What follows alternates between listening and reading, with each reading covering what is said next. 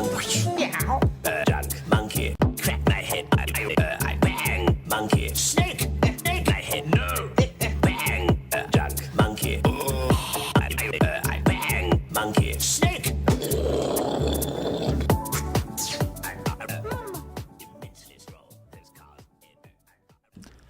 Oh yeah, baby. Supreme Court decision is in.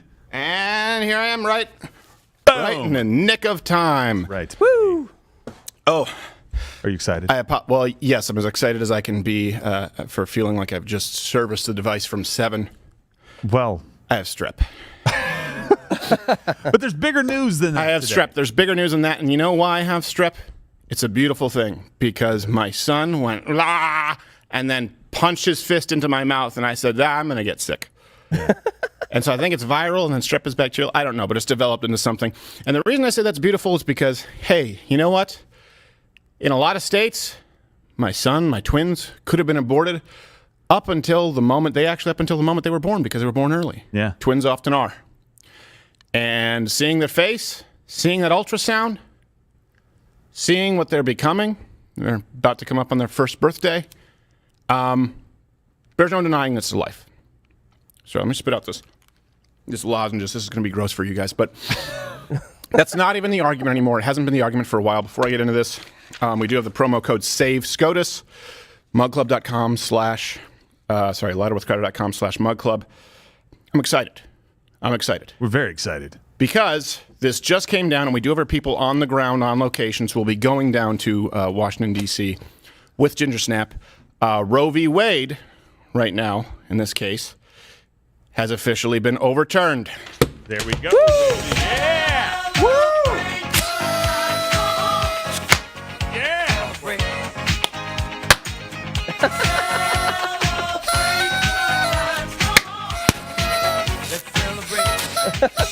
Honestly, That one.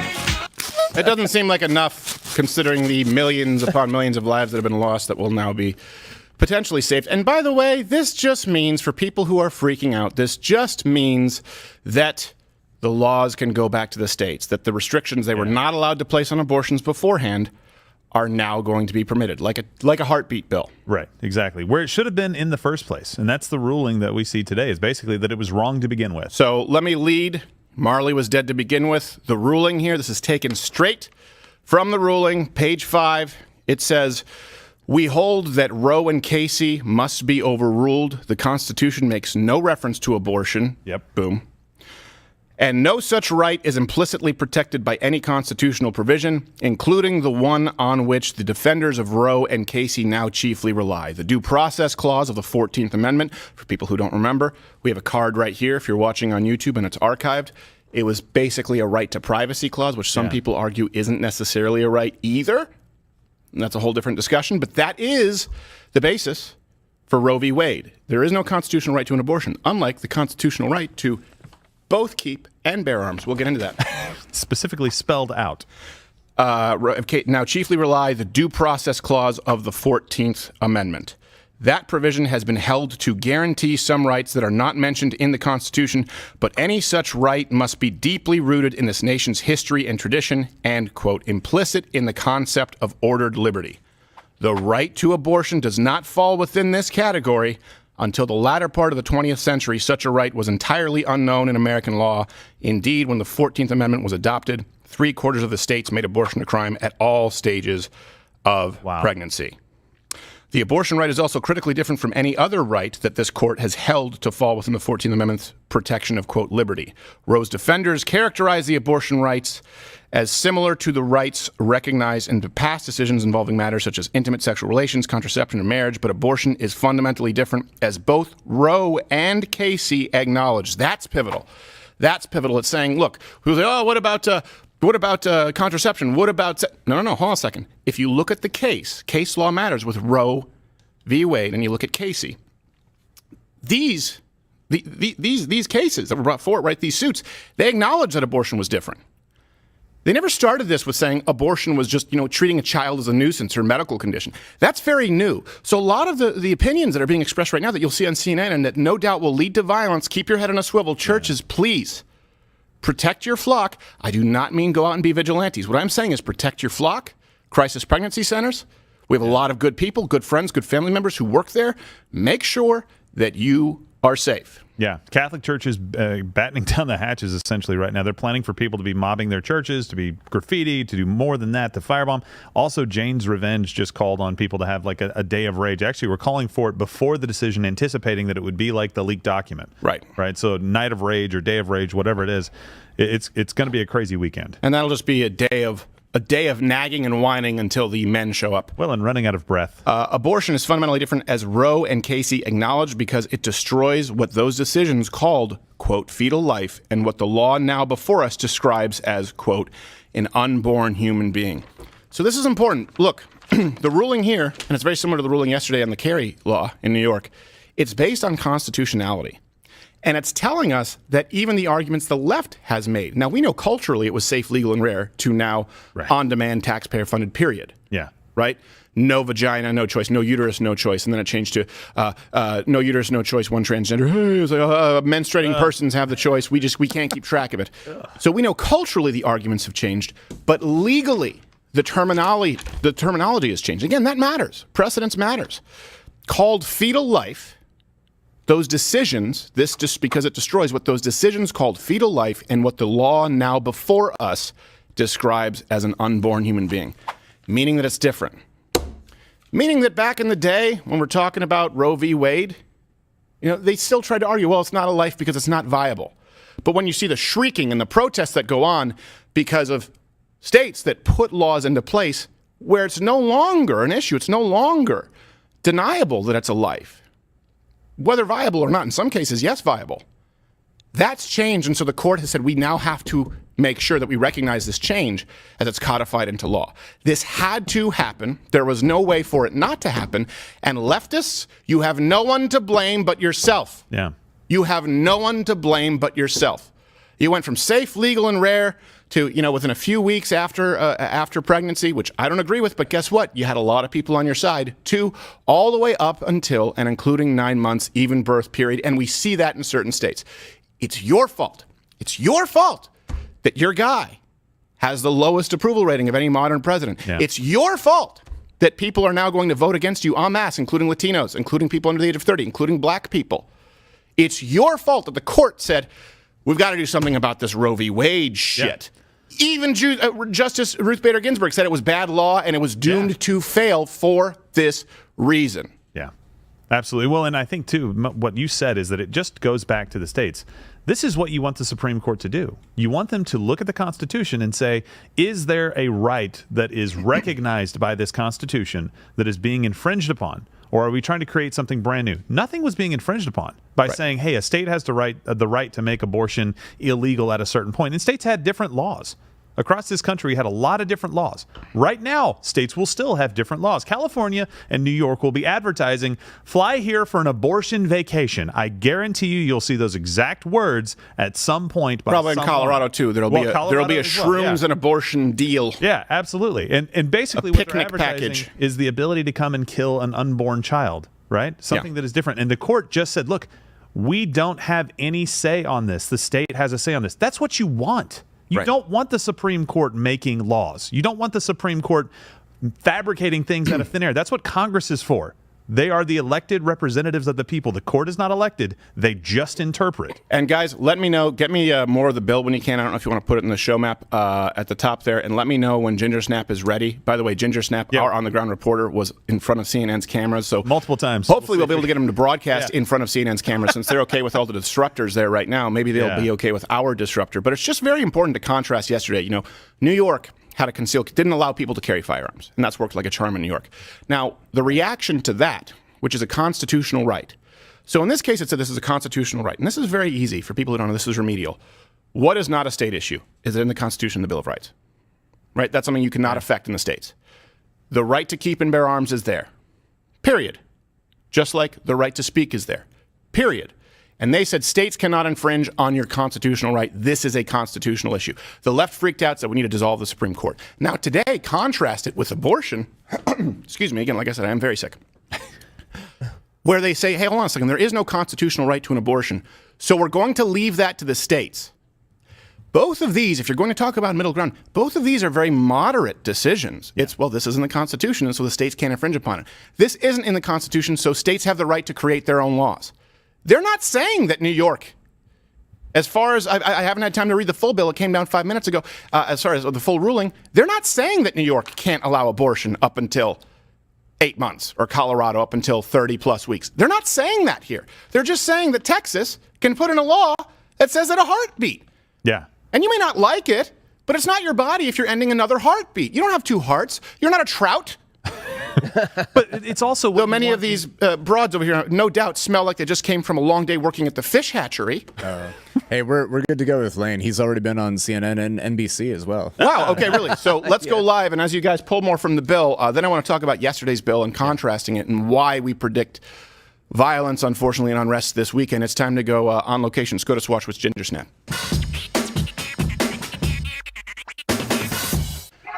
All right, Ginger Snap. Can you put him up there, Toolman? Hopefully, it looks like we have a better connection than yesterday. How have you been doing? Same shirt though, so I guess you just packed an overnight. No, it's just my different Hawaiian shirt. You know, I want to mix it up a little bit. But right when it dropped, the pro-life crowd went crazy, and then immediately the pro-abortion crowd started chanting "illegitimate," "take to the streets." We had people coming up with Antifa, get up, saying, "Who do you work for?" Capitol Hill police. There's tons of police, way more than yesterday. It's pretty wild out here. This is the pro-life people right here, and then the pro-abortion people are over here. They're kind of quiet now. It seems like they're dissipating. I don't know what they're doing, but there's a lot of calls to take to the streets, you know, by whatever means necessary, overturn, illegitimate, you know, all the catchphrases that the liberals love to shout. I mean, they're shouting them. And they were playing Rage Against the Machine for a little bit, so I knew that would make you really happy. Oh, yeah, because Tom Morello's a piece of shit.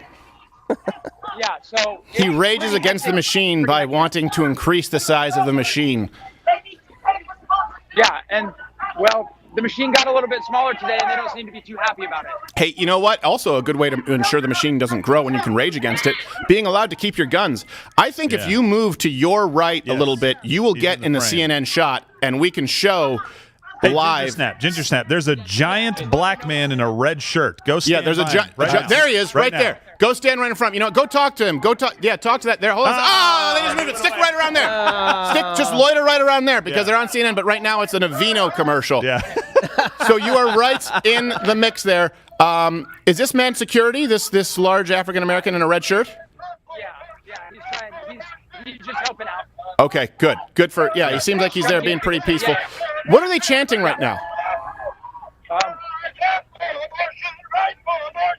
One second. Rise up for abortion rights. Rise up. It's very creative. Yeah, rise up for abortion. Well, it's got a rhythm to it. Right. Well, I don't know how you rise up for abortion. You have to sit in stirrups. Well, that's a fair point. Yeah. It should be lay prone for abortion. What are they chanting there, Ginger Snap? The whole world is watching. That's true. Hey, by the way, the whole world is watching, and including European laws that are far more restrictive on abortions that people don't quite understand. We have the loosest abortion laws in the country outside of Canada. Even people in Europe don't understand that. Right, and like you were saying earlier, it's not illegalizing abortion across the country. Nobody here gets that. Like, as much as they're protesting, nobody understands what the decision means. Right. So, have you talked with people there? Have you talked with the pro-abortion activists and gotten a feel for what they understand or what they think this ruling is? Like, a good portion of them think that nobody can get abortions anywhere ever now. Some are a little more well-versed than others, but generally people kind of don't know what's going on. They think no one's going to get an abortion ever again. Okay. Ginger Snap, we'll go back to you. Stay in that general area to keep in mind kind of where the CNN camera is. You right in that, and then once they come back, I want to show them live with you. But just stay in that area, see if you can speak with some people. But stay in that general area because you're going to be on CNN's camera. And then maybe we can have you doing jumping jacks on CNN. That'll be your moment. Yeah, there we go. Okay, yeah. I'll follow the guy in the Clifford the Big Red Dog. over here. Yeah. See what he has to say. All right, we'll go back to Ginger Snap. You can just bring him down low, but kind of keep him on standby. I think that was the same guy from yesterday. We were like, wow, that guy off camera left is jacked. I think it's the same guy. Right, yeah. Someone mute my mic really quickly because I'm going to blow my nose. This is very disgusting right now. But we do this for you. Stephen had to run into the studio and get everybody going this morning because we thought this was going to drop. I'm so glad it did because any more time on this just would lead to worse situations. Now, dropping on the weekend, bad Friday, idea. That's a rough deal. Hey, and can you guys pull up there in the control room some of the tweets and some of the calls to violence that we already see going on? Because should have been on Wednesday. Like, do it on a Wednesday. No, not the calls to violence. No. I mean the ruling. Yeah, the ruling, of course. No, violence is fine on Wednesday, apparently, just not on Thursday, Friday, Saturday, right? Right. Well, here's the thing is they try to say that Donald Trump doesn't believe in rule of law, that Republicans don't believe in rule of law. And when they don't like the rules of the game, they change them. They want to pack the court. And it gets worse than that, by the way. You have, let's bring this up, overlay A, Keith Olbermann, for example. Yeah. And he's not an outlier, called for what I think is sedition. He said, it has become necessary to dissolve the Supreme Court of the United States. This is after the gun ruling, the concealed carry ruling. The first step is for a state. The court has now forced guns upon to ignore this ruling. Great. You're a court? Why and how do you think you can enforce your rulings? Ignore the court. What? Yeah. Okay. So in other words, let's take the most extreme example. Let's take the January 6th, worse than 9/11, horrible domestic terrorists who are saying, hey, we want to re-examine the election, right? We don't want to certify it right now. They weren't saying overturn it at that point. They were saying, we think we need to wait to certify because we have a lot of unanswered questions.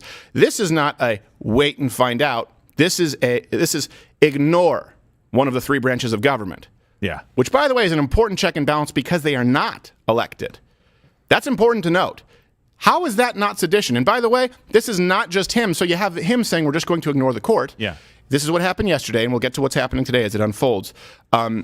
New York and California both proposed basically just workarounds to ensure that your constitutional rights, just recognized by the Supreme Court to carry firearms, will not be recognized in their states. So right here we have, I think it's New York AG proposing workarounds for the concealed carry law. Let's watch that. In light of today's ruling by the United States Supreme Court in this case, we cannot idly stand by and just watch our streets be flooded with guns due to more people being permitted to legally carry firearms in public. Our proposed solution encourages the state to tailor a law that accounts for New York City's high population density as a factor in establishing specific parameters for the designation of sensitive areas where legal firearms are prohibited from being carried by members of the public. Sensitive areas like your hairdresser. Okay, let's they'll just declare anything a sensitive area too. That's the thing. Sidewalk, sensitive area. Your car, a sensitive area. Yeah. Public streets, sensitive area. Grocery stores, sensitive area. Right. We have so many people. That's your defense? Yeah. We have population density. Would that mean there's more potential for crime?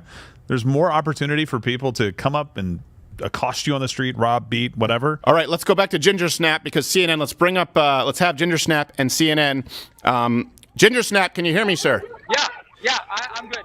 All right, so Ginger Snap, again, right on CNN, the African-American gentleman in the red shirt, he's there. Yeah. And if you walk a little if you walk right next to him and then walk a little further away from the steps there, you'll be getting, so now turn to your left. Turn to your left. And walk forward.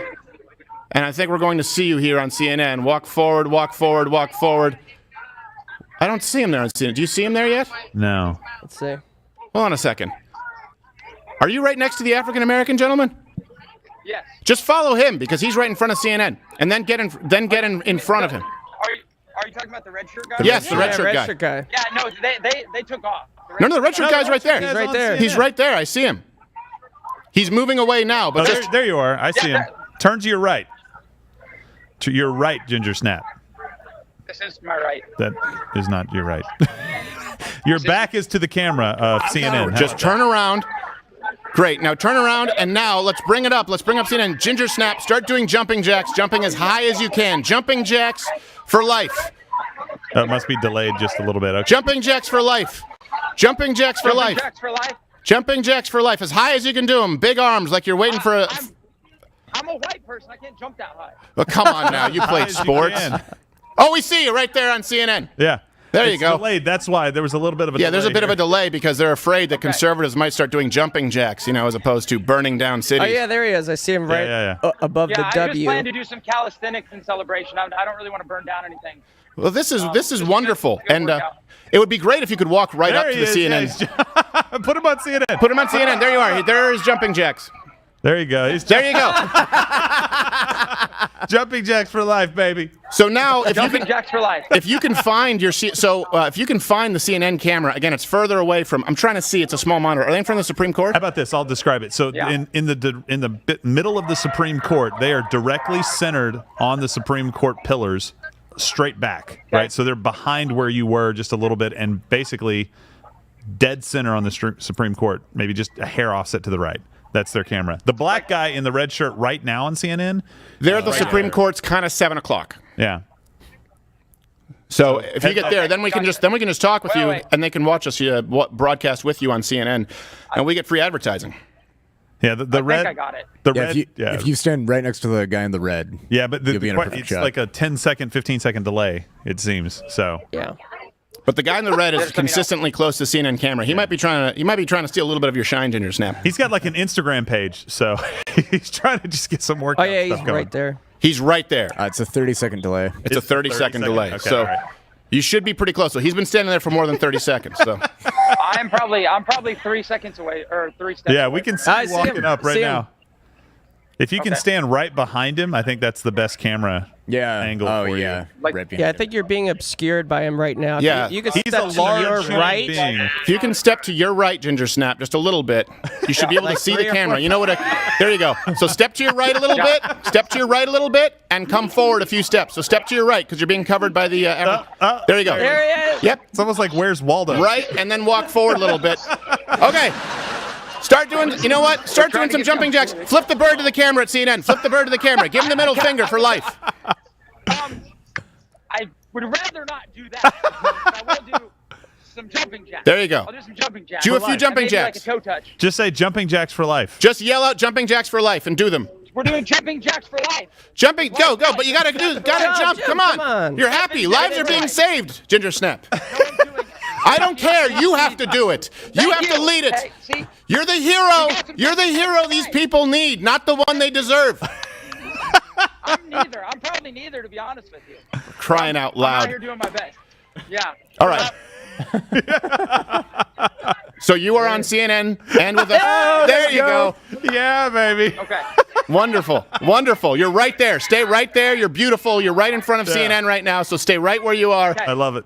Put him on here, Token on. On here, Toolman. So what else is happening? What are the yelling? Do you feel it escalating at all there, Ginger Snap?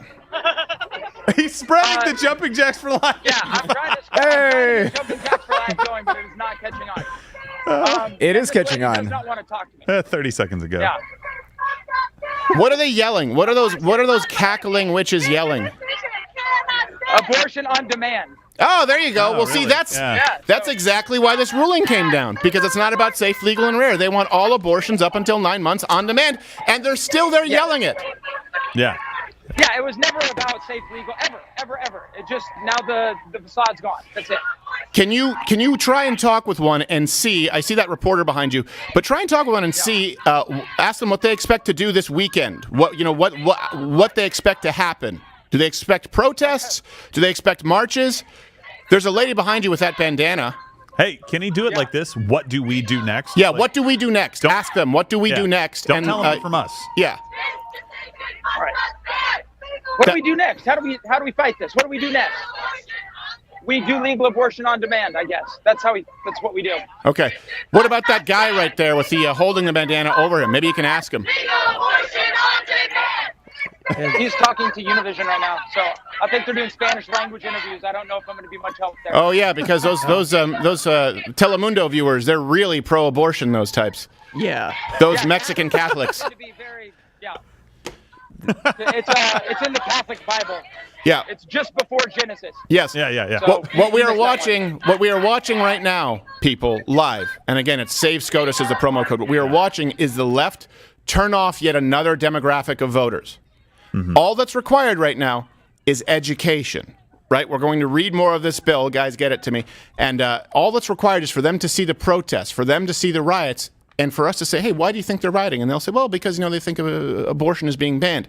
And you explain to them, it's not being banned. And these people are protesting, they're rioting because they want abortions all the way up until and including 9 months period without the states having the rights to restrict them. When you communicate that to Black Americans, as you saw when I just did the Talking with People segment, when you communicate that to Latino Americans, Hispanic Americans, when you communicate that to nearly all demographics of Americans, they say, oh, well, that's unreasonable. Right. We need to make sure that this message is communicated, that this is just about giving the states the right to ensure that they can regulate abortions so they don't have to be New York, Colorado, or California where you can have an abortion all the way up until and through the third trimester. Yeah, and most Americans agree that the states should have the right to make their own laws. I understand people that would be on the left that say, well, then that's going to make it oppressive for women that live in Texas to be able to get out of the state. If you're in a large state, you're not close to a border with a state that you can go get an abortion in, right? But my argument back would be like, okay, well, let's say that that's true. Let's just say that it is going to be more difficult for people to get an abortion now.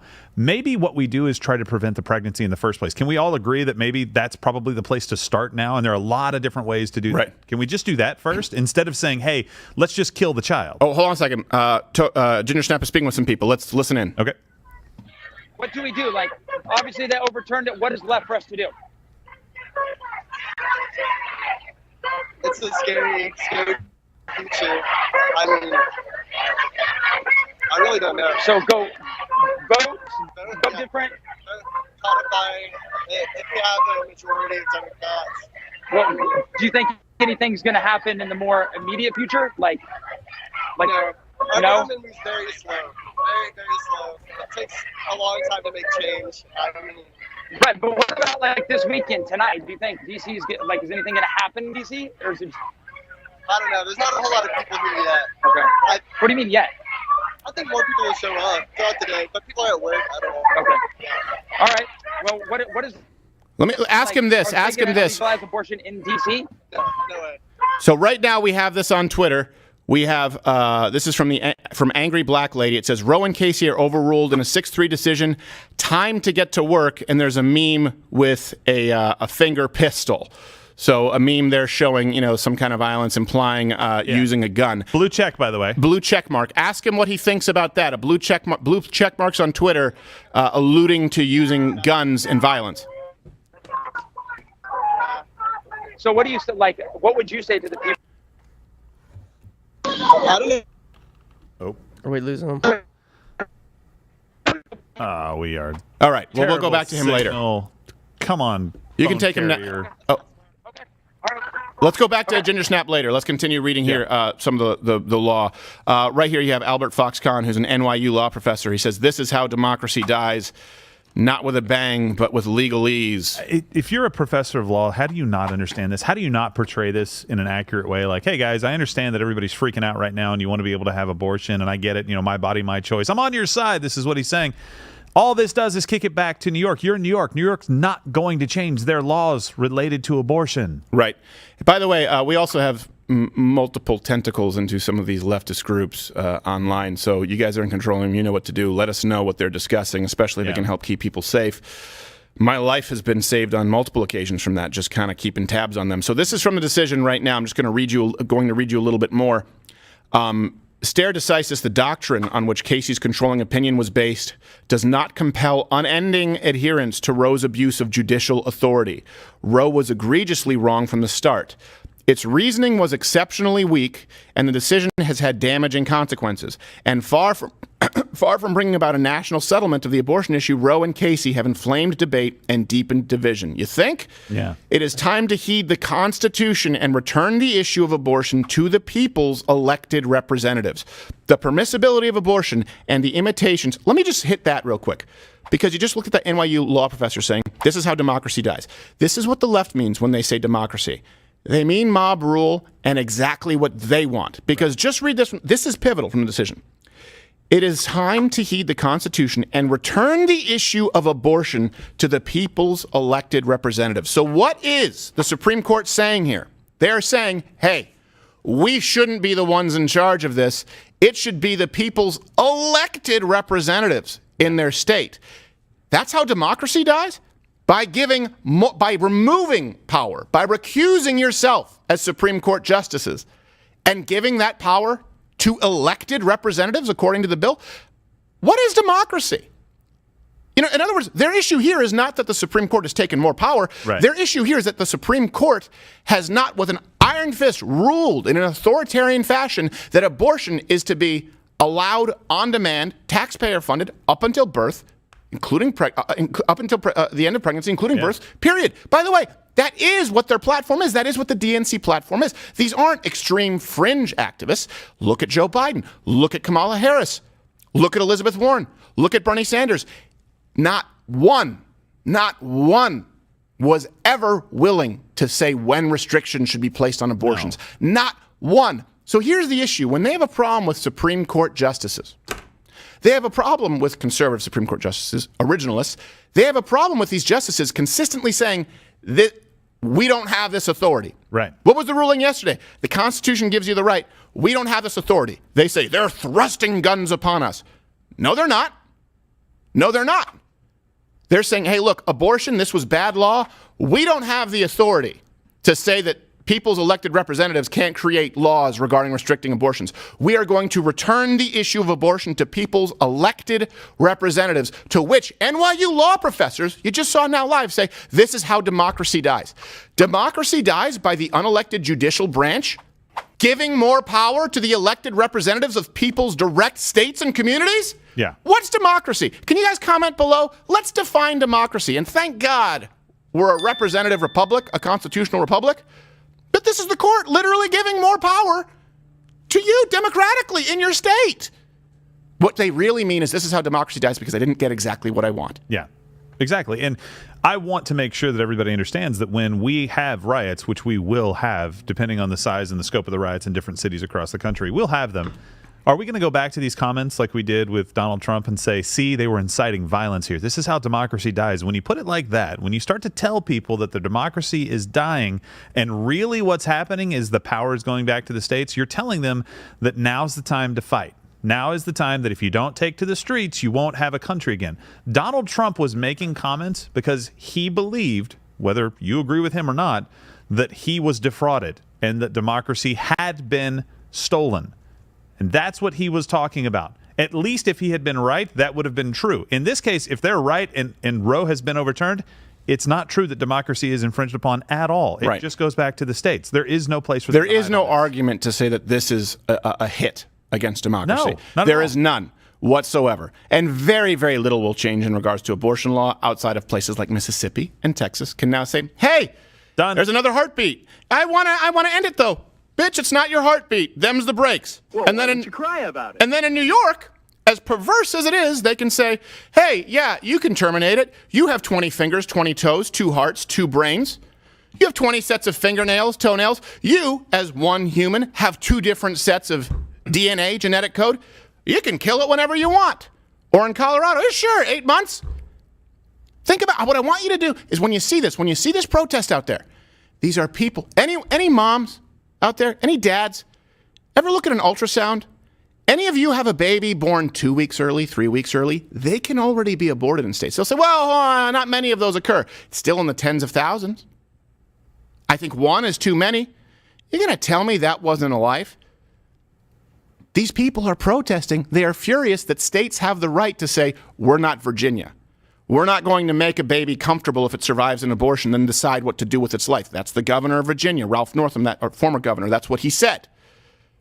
They're protesting that Texas can say, we're not Colorado. You cannot have a 7-8-month-old abortion.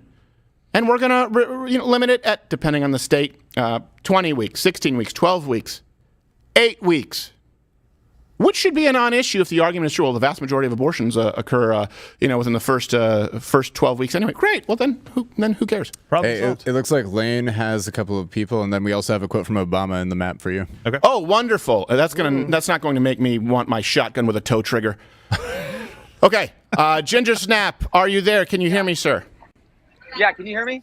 Yep. Yes, I can. Okay. Who are you with? So I'm with a couple of the pro-life crowd here, and they were just telling me a second ago. Yeah, right? They don't look insanely hideous, so obviously they're pro-life.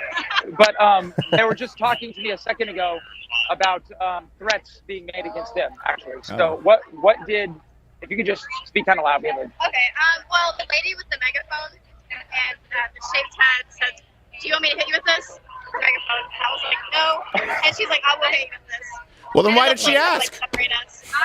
But I guess she asked politely. That's very. I think it was. I don't know. That's polite. And you said you got hit in the face. I got hit in the face, yeah. So they're very friendly. You know, you can see this is peaceful. Ask her on a scale from 1 to 10, how surprised was she that this abortion activist had a shaved head? So Stephen wants me to ask you on a scale of 1 to 10, how surprised were you that the abortion activist had a shaved head? -2. -2.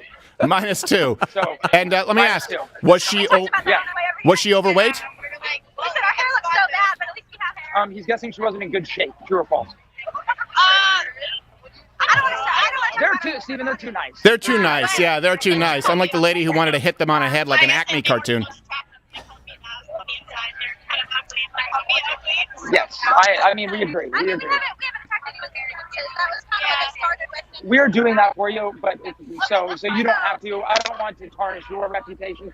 So they're very nice. They're very nice people. Yeah. Well, tell them thank you, that we do appreciate that they're out there doing that work, and ask them how, if they were to set odds, what are they willing to bet that things get violent over the course of this weekend based on being on the ground? Yeah, so what do you guys think are the chances that violence breaks out? That there's, I don't know, I guess like George Floyd type stuff. What was the specifics? I mean, it's already happened. There's already been destruction to pregnancy clinics and stuff, and that hasn't even been overturned. So there's no doubt that it will now that it's. They also said they were going to like storm the Supreme Court and like jump over the gates, and I don't see that happening. So. Yeah, that I hope not. No, they'll get too winded. An insurrection? That sounds like an insurrection, Ginger Snap, doesn't it? That does sound like threats of an insurrection. I don't think they should do that. That sounds like a bad deal. They might not get in trouble because, you know. Yes, but nobody, I don't know. It's a bad deal. All right. They should not do that. All right. Okay, but Stephen did want to say thank you very much for being out here, and we appreciate that. Thank you. Yeah. Thank you. So just tell them to go be pretty in front of the abortion activists, and that in itself will enrage them. It will piss them off. You just said just go be pretty in front of them, and that's going to kind of ruin their day. So I think he's probably got something there. Just, Stephen Crowder. All right, we got to go, Ginger Snap. We'll be right back. Let's go to Nancy Pelosi, who is, of course, entirely sober on CNN. Her own to make in consultation with her doctor, her faith, her family, not some right-wing politicians that Donald Trump and Mitch McConnell packed the court with. While Republicans seek to punish and control women, wait, hold on a second. Democrats will pack keep the court? fighting ferociously. Fuck you! How about that? He didn't pack the court. He appointed within the number that has been. This cruel ruling is outrageous. The same number for does it go back to the 1800s? And by the way, this is the reason that the number was settled upon, was because originally it changed. People make that argument because district courts changed and because people would have to travel. And finally they said, okay, this is how we are going to organize and design the Supreme Court. And there have been many legal briefings that have issued statements and opinions regarding the reasoning behind the Supreme Court justices, the numbers that we have right now, 9, and why it should not. Packing is expanding it because you don't like the ruling, like you said, like Keith Olbermann said, like your representative said. Appointing a justice because someone else retired is not packing the court. See how they use language and they lie right now. Nancy Pelosi is lying. Let's go back to completely sober Pelosi, who's about to blow a .24. Senators, and saying that they respected, sorry to say, the precedent of the court, that they respected the right of privacy in the Constitution of the United States. Doesn't apply here. Did you hear that? Were they not telling the truth then? They were. Again, just getting to the gun issue, because really, in preparation for this morning, I was really an exalted state about what happened in the United States Senate yesterday. Who exalted you? Yourself? Counterpoint to the dangerous decision of this Trumpian Supreme Court that they made yesterday, but a way to take us to, as the bill is called, community safety. Were you in that state when armed guards were around you escorting you to your car? Right. And then to your office? Right now, and I'm going to have to leave momentarily because we just finished voting on the rule. With more armed guards around you? Yeah, right now she's surrounded by armed guards, of course. Yeah. And we expect a good bipartisan vote on it in the House.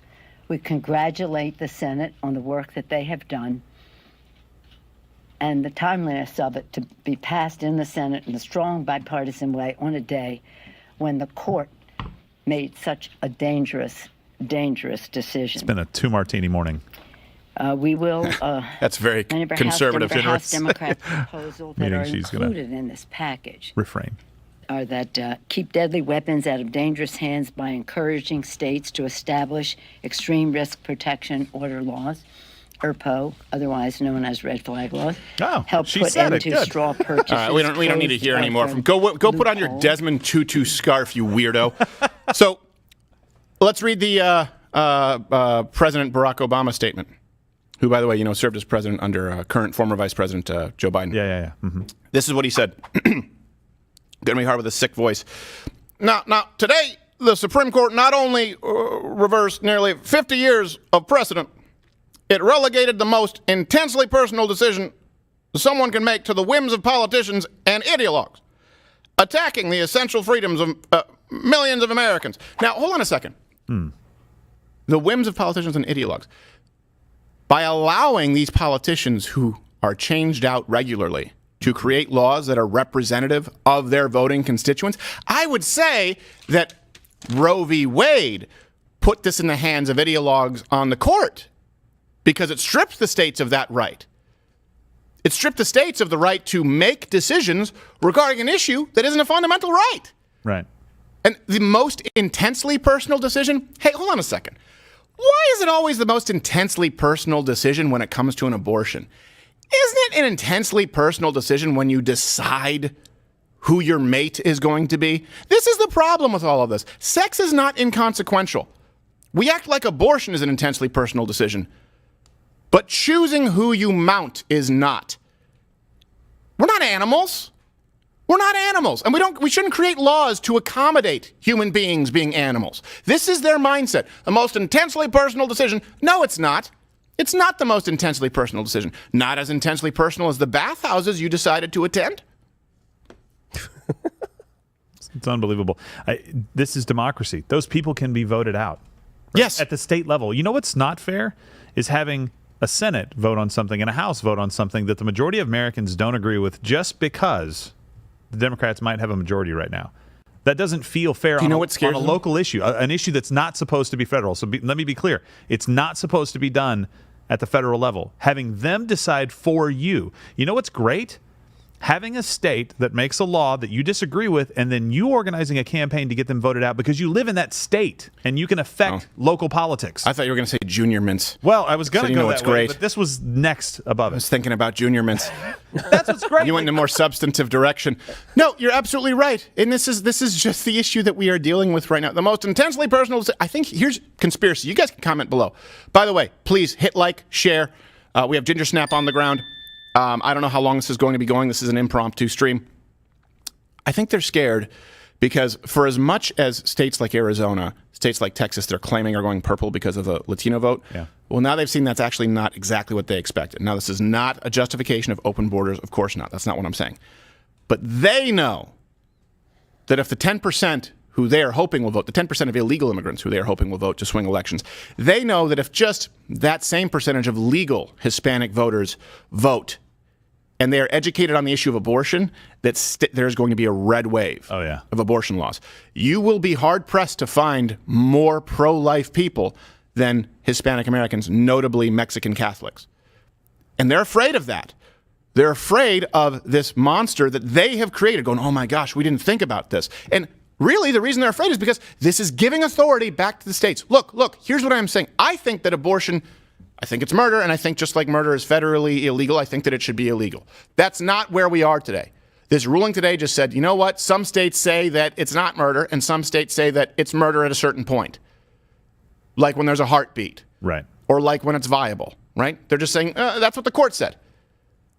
Here's the issue is you can change, if you think that murder should be legal, You can still do that in your state. You can still do that in New York. You can still do that in California. You can still do that in Colorado. This is not a reason to get violent. And by the way, seeing what is happening right now and seeing these calls to violence, is it any wonder that it's your constitutional right to keep and bear arms? And by the way, one of the stupidest, funniest clips that I saw on, I think it was MSNBC yesterday, they were saying, well, the Supreme Court ignored that well-regulated militia, the first part of that clause. Again, this is the lie. Well-regulated militia being necessary to secure and free the right of the people to keep and bear arms shall not be infringed. And then you have auxiliary documents. Who is the militia? Anyone, any male able to serve. That's the militia. That's what they meant. They meant well-regulated meant effective, meant people who are familiar with, trained, hopefully. Meant if you are a man of legal age, and at that point it was pretty damn young, that's why they had like 10 kids, because they were more coach hands.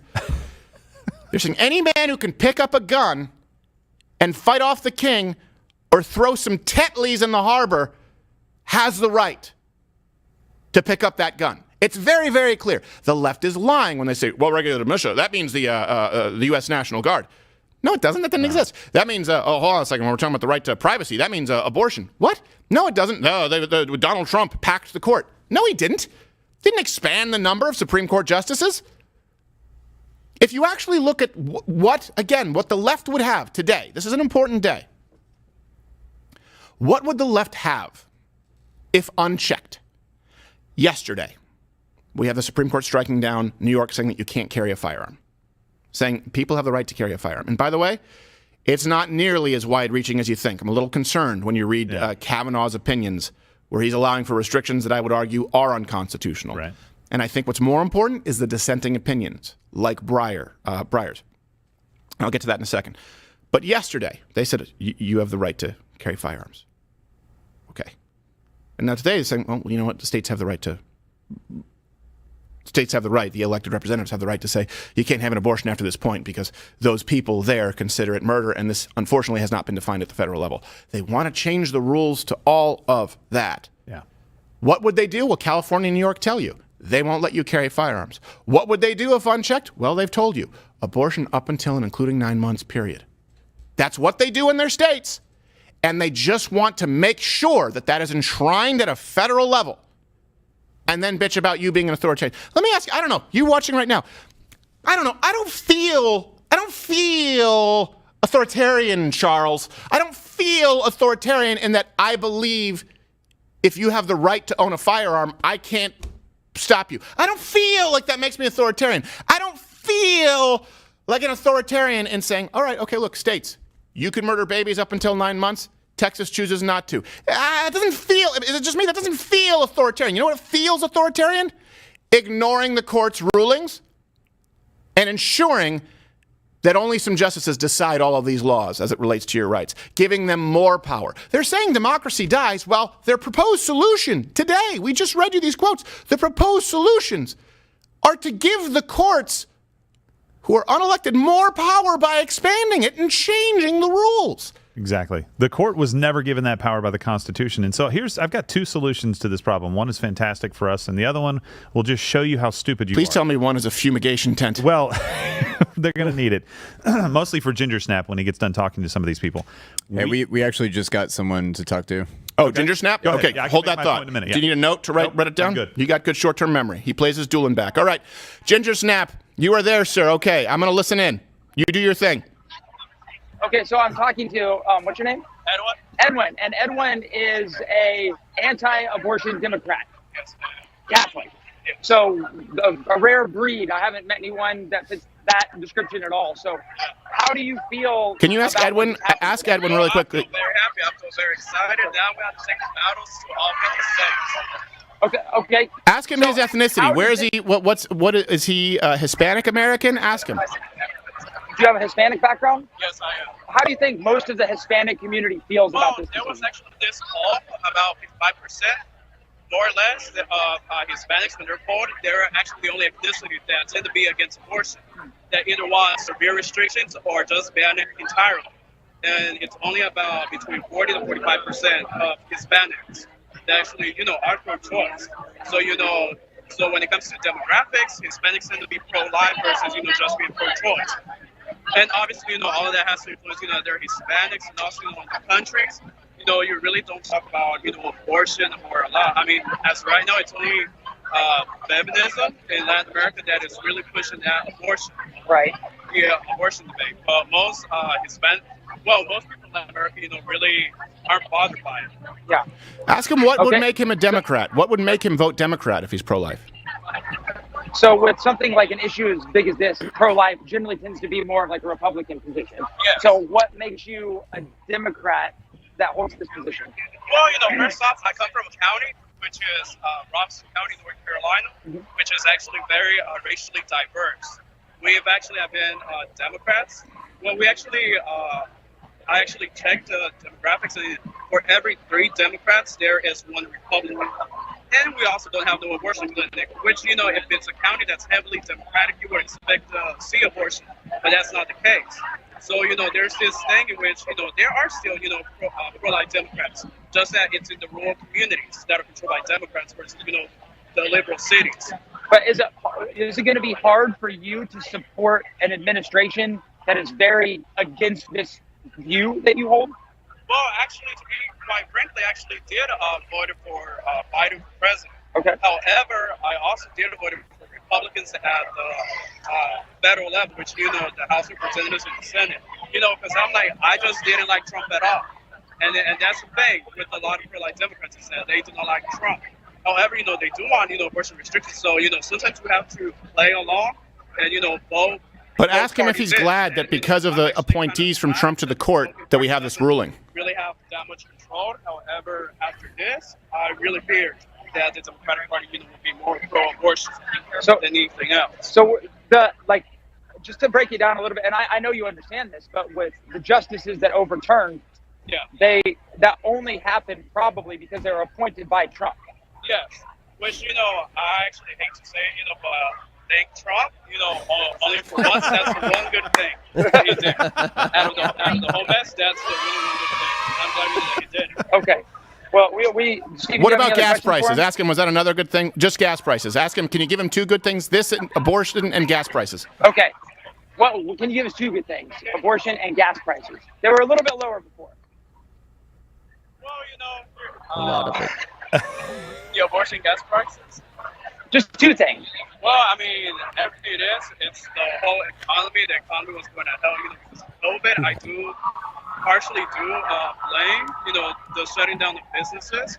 I mean, I understand, why they did it, but come on, it's been 2 years. So I open the country up. You sound like a Republican. Yeah, I was going to say. I still support social welfare. Okay. Which is going to be now the bottom line for pro-life, for pro-lifers.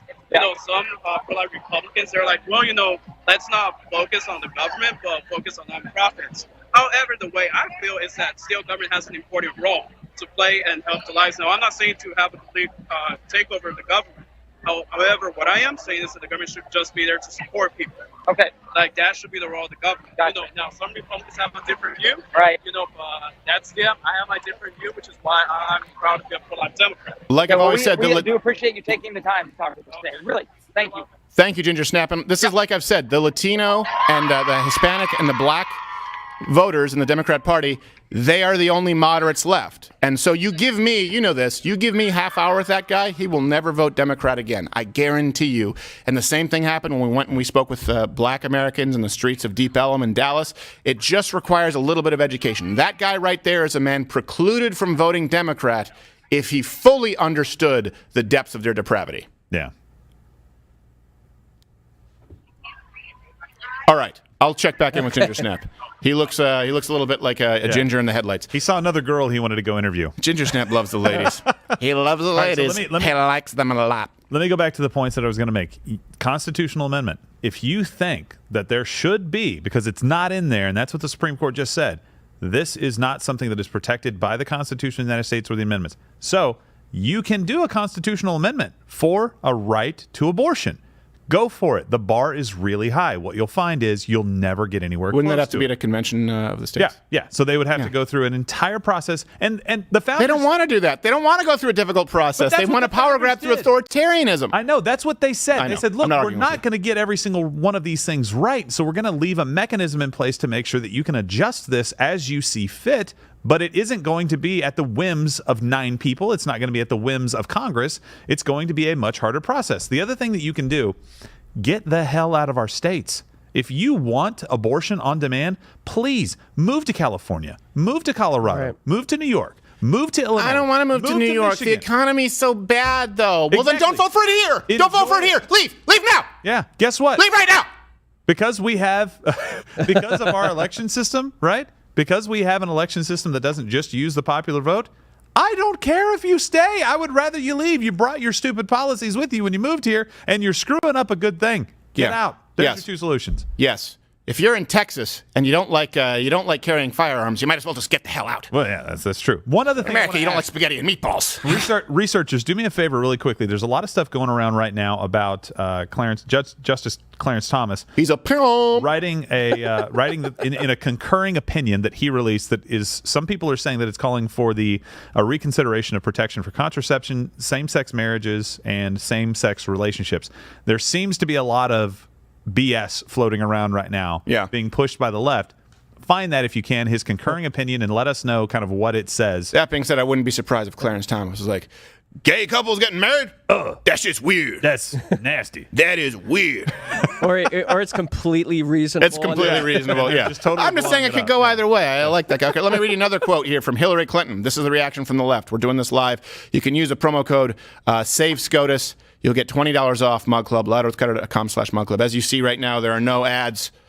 That's what keeps the lights on, is actual viewers like you, not a foreign caliphate. Hillary Clinton said, no, she said, good interpretation, yeah. Just like an eagle or a seagull stuck in an oil spill. Just, get the Dawn. No, don't. Get the Dawn. Get the palm olive so we can have a commercial. All right. Let it drown. It says, most Americans believe the decision to have a child is one of the most sacred decisions there is. Yes. End phrase. Exactly. Period. This is what has happened since the beginning of time, is you either sit 2 lives become one, 2 fleshes become one, and you say, we want to have a child. The term used to be, I am with child. Right? Or, oopsie, and you've got a kid on your hands. But either way, the decision has been made. This is the language that they try and turn. They act as though the only decision takes place after contraception. There are many decisions before that. Many decisions before that. Let's be clear. There are decisions in how you approach dating, or courting, as it used to be known. There are decisions in how you decide on your future mate, partner. There are decisions on whether you want it to be a one-night stand or not, which, by the way, is something that I think is very corrosive to our society. Then there are decisions on, if you decide that this is the person, whether it's a one-night stand or your significant partner, which form of contraception. Are you using hormonal birth control? There's now male hormonal birth control. I don't know if it's out on the market yet. It's basically just enough testosterone to ruin your boys, but not enough for performance-enhancing benefit. Wonderful. You want to use a rubber? Hey, when it comes to rubber, what do you want? Do you want ultra-sensitive? Do you want lambskin? Do you want ribbed for her pleasure? You can get a French tickler. Or there's a diaphragm. There's an IUD for some of them, and I know that's a whole different... But my point is, there are many decisions that you make. You know what women can before abortion. Yeah, you know what they can also do? Sorry to interrupt. They can track their ovulation as well. Yeah. That's a very effective way to limit... It's a somewhat effective way. Well... It's a somewhat effective way. It is. Let's be honest. It's not a very effective way. Tracking ovulation is a very effective way to limit your chances. Yes, to limit your chances, but it is not a foolproof system. No, not at all. Also, especially after a couple of Zimas, that app isn't getting checked for notifications. All right. Says this one of the most sacred decisions there is, and that such decisions should remain between patients and their doctors. Today's Supreme Court opinion will live in infamy. They use this language. Do you know what that's from? A day that will live in infamy. Comment. Do you know what it's from? Yeah. It's a speech of Pearl Harbor. giving the states the right to put some limitations, or the states the right to have no limitations on abortions, they are comparing to Pearl Harbor, which before 9/11 was the most devastating attack on American soil. And some people are going to be surprised why it gets violent this weekend. Will live in infamy as a step backwards for women's rights and human rights. Well, I think, sorry, you misspelled whores. Yeah. It'll be a step backward for whores, pronounced 2 syllables, whores. And what do I mean by that? I mean women who aren't sexually responsible and then decide that they are going to abort a human life. Yep. May not like it. Not saying all women are whores. But people who think that it's a necessity, abortion, otherwise you cannot be a responsible female adult, or someone is violating your rights. Or It's science. We used to value pregnancy. It used to be a beautiful thing, like for you to be able to get pregnant and bring a child into this world. And now it's an inconvenience because we want you to pursue a career and then wake up at 35 and realize, holy crap, I'm not happy with this. And I'm not saying that women can't be happy in a career and be happy in a CEO role or some other position of power and authority in business and that they can't start businesses. Not at all. What I'm saying is you will never experience joy like bringing a child into the world. You alone get the privilege of doing that. And what you're saying is it's an inconvenience. It's an inconvenient time. You know who's going to celebrate this law? The almost 1 million kids who will potentially be born this year that would have been aborted. Hey, let's go to CNN right now because they have someone live on location. Let's see what she's doing and what kind of a job they're doing at CNN here, how they're portraying it. And it's grown a lot. I'll introduce you to 2 people that we're speaking with. This is Lori Miller. She's come from California. And, that's a bad start. Sorry about that. So this is Lori Miller. They're She's arguing. She's worse than Ginger Snap. Lori, can you talk to me about what brings you out here today Our and how you video feel? kind of looks better. Well, I have a 17-year-old daughter, so it's very important to me that she has a right to choose when she becomes a mother. She does. When she's ready. Just don't have sex. How do you feel about There you go. Done. what you saw out of the Supreme Court? You live in it's California, terrifying. bitch. I don't know what's next. I don't think we have the systems in place to support young women having children when they're not ready. Well, then don't have sex. What happens now? I'm still. So here's what it comes down to. And now it's the broad, and now it's the boodle, and nothing is safe. Name that movie line, comment below. It started with, I wanted to have the right. And then, we don't have the systems in place for these children that we don't want. So what does it come to? Another expanding of the social safety net. Yeah. Right? That's always the pivot. The argument is, I want my daughter. By the way, you're in California, okay? Yeah. You're in the land of abortion on demand. And by the way, I don't know the stats. I'm pretty sure some of the highest number of welfare recipients, certainly in urban areas, out of the country. I know if you talk about some people in the hills of West Virginia, right? People who are very poor. If you're talking about urban areas, I'm pretty sure that Los Angeles and San Francisco are up there. So it's not like California is affected by this. California has the social safety net she's saying that they don't have. And by the way, California can still have their outrageously silly abortion laws. Let's continue with CNN because now she's speaking with, I can't see, it's a small thing, a Swiffer? Money. She didn't have the means to have a child at this moment. And I was the only person that was there telling her, we didn't know each other very well. We were only a couple months into our senior year. And I told her, I was like, I don't know why, but I feel as though you are meant to be a mother to this child. And I am going to be here for you. I am going to support you every single step of the way, no matter what you decide to do. But just know that you are strong enough. Well, she ended up booking the abortion appointment, and the morning that she was going to take the 2-hour drive to our nearest abortion facility, the night before, she had actually filled up her tires with air just to make sure that it was all good, she could make the drive, and she woke up in the morning. She called me while I was in class, and I said, I have to answer, obviously, and she said, she's crying. And she was like, I didn't go. And I was like, you didn't go? And she goes, no, the air in my tire was flat. My tire was flat this morning when I went to leave. Like, I feel like this is my sign to keep this child. And she has gone, she has taken her circumstances and just achieved so much. Not only is she an amazing mother to a soon-to-be 3-year-old beautiful little boy, but she is now living in her own place. She's starting school. She has a great job, and she did it. I want women to know, I want everyone to know that women are stronger than their circumstances. And no matter what situation that you find yourself in, the post-Roe generation, the pro-life generation is here to say you can. Abortion tells women you can't. You can't go to college. You can't achieve your dreams. You have to have the right to end the life of your child so that you can live your dream. And I think that's misogyny. I think that is wonderful. Disgusting. Beautiful and I message. think that we're better than that in Get her off the 2022. air. And clearly, Yeah. that, She's not going to ask a follow-up. Watch. No. Savannah Craven, I appreciate your time. There you go. We saw her ask this a is follow-up to the Dobbs, California something broad that who was probably dumb as a is bag of hammers, and then this lady starts getting on her roll. She's like, oh my God, I can't say anything because she's black. Cut the feed. Caduce is like, no. Go to camera 2. Abort the feed. Yeah, abort the feed. Look, this is one of those situations. Well, let me read this too now. Can I read this quote? Do you mind if I read the Reverend? Yeah. Okay, go ahead. And you can mute my mic because I have to blow my nose It's again. going to piss me off here. All right, so Reverend Raphael Warnock, I'm outraged by the Supreme Court's decision as a pro-choice pastor. Remember that. I'll never back down from this fight. Women must be able to make their own health care decisions, not politicians. I am sorry. It is impossible to read the Bible and be pro-choice. The reason that I say that is the Bible is very clear on when that baby can understand what's going on in the world outside of it, when God knows it as it knits it in its mother's womb, right? He or she. There is no room. The Catholic Church doesn't provide room. Jewish culture doesn't provide room for this. Christian faith doesn't provide room for this because the Bible does not provide room for this. For you to be a pro-choice pastor, you would have to not. This shouldn't be a surprise, though, because we talked about this guy during Easter. He's the one that tweeted, the meaning of Easter is more transcendent than the resurrection of Jesus Christ. Whether you are a Christian or not, through a commitment to helping others, we are able to save ourselves. No, you're not.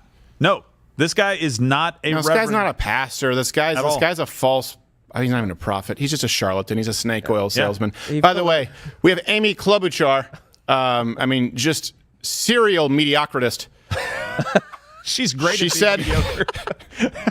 No one is better at mediocre than Amy Klobuchar. She said, what the Supreme Court just did is an outrage. A woman has a right to make her own healthcare choices.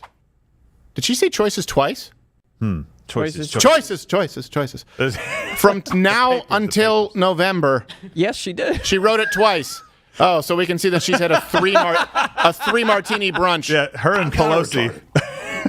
You know what I love to do? Is I love to tweet after Cosmos. Her own healthcare choices. From now until November, we fight. Wait a second. Whoa. Fight. Isn't that inciting violence? No. Isn't that inciting violence? Which, by the way, fight like hell. The shirts are available. I don't care. You can say fight. I know what you mean. But you impeached a president for saying fight like hell after, unlike you, Amy, aggressively mediocre Klobuchar, he had the qualifier of make your voices heard peacefully. I didn't see you just say that. I saw you only say fight.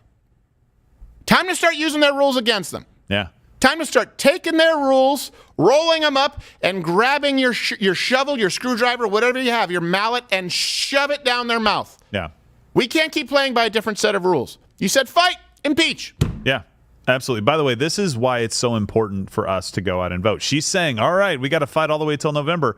Make sure you go out and vote because they're going to try to do every single thing that they can to overturn this, to pack the court, to use this as a pretense. Oh, they're expanding gun laws. No, they're not. They're just recognizing a law that's already on the books in the Constitution, the Second Amendment. You have this right. They're giving you the ability not to get an abortion anymore, right? They're prohibiting you from getting. No, they're not. They're sending it back to the states. They're going to use it. Go out and vote. We were this close. If Donald Trump does not get elected president, this day never happens. Yep. Just think about that. In fact, this day probably never happens. We probably have like a 7-2 court or a 6-3 court the other way if Donald Trump Hey, does by the not way, become president. do you think if that happened, they would be calling to add seats and pack the court? Of course not. No. To end the filibuster, to get rid of democracy, all the things that the Democrats want to do right now to protect democracy are ending democracy. And you know what? Let's read some chats, and we can read them live, but I want to read some more from the bill and then to some more reactions, which are absolutely... Alyssa Milano is just pee your pants funny.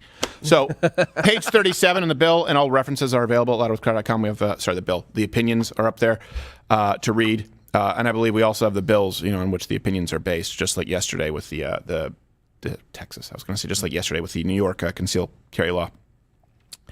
Page 37 says, the most striking feature of the dissent is the absence of any serious... this is something I put in there yesterday. No, this is from today. The most striking feature of the dissent is the absence of any serious discussion of the legitimacy of the state's interest in protecting fetal life.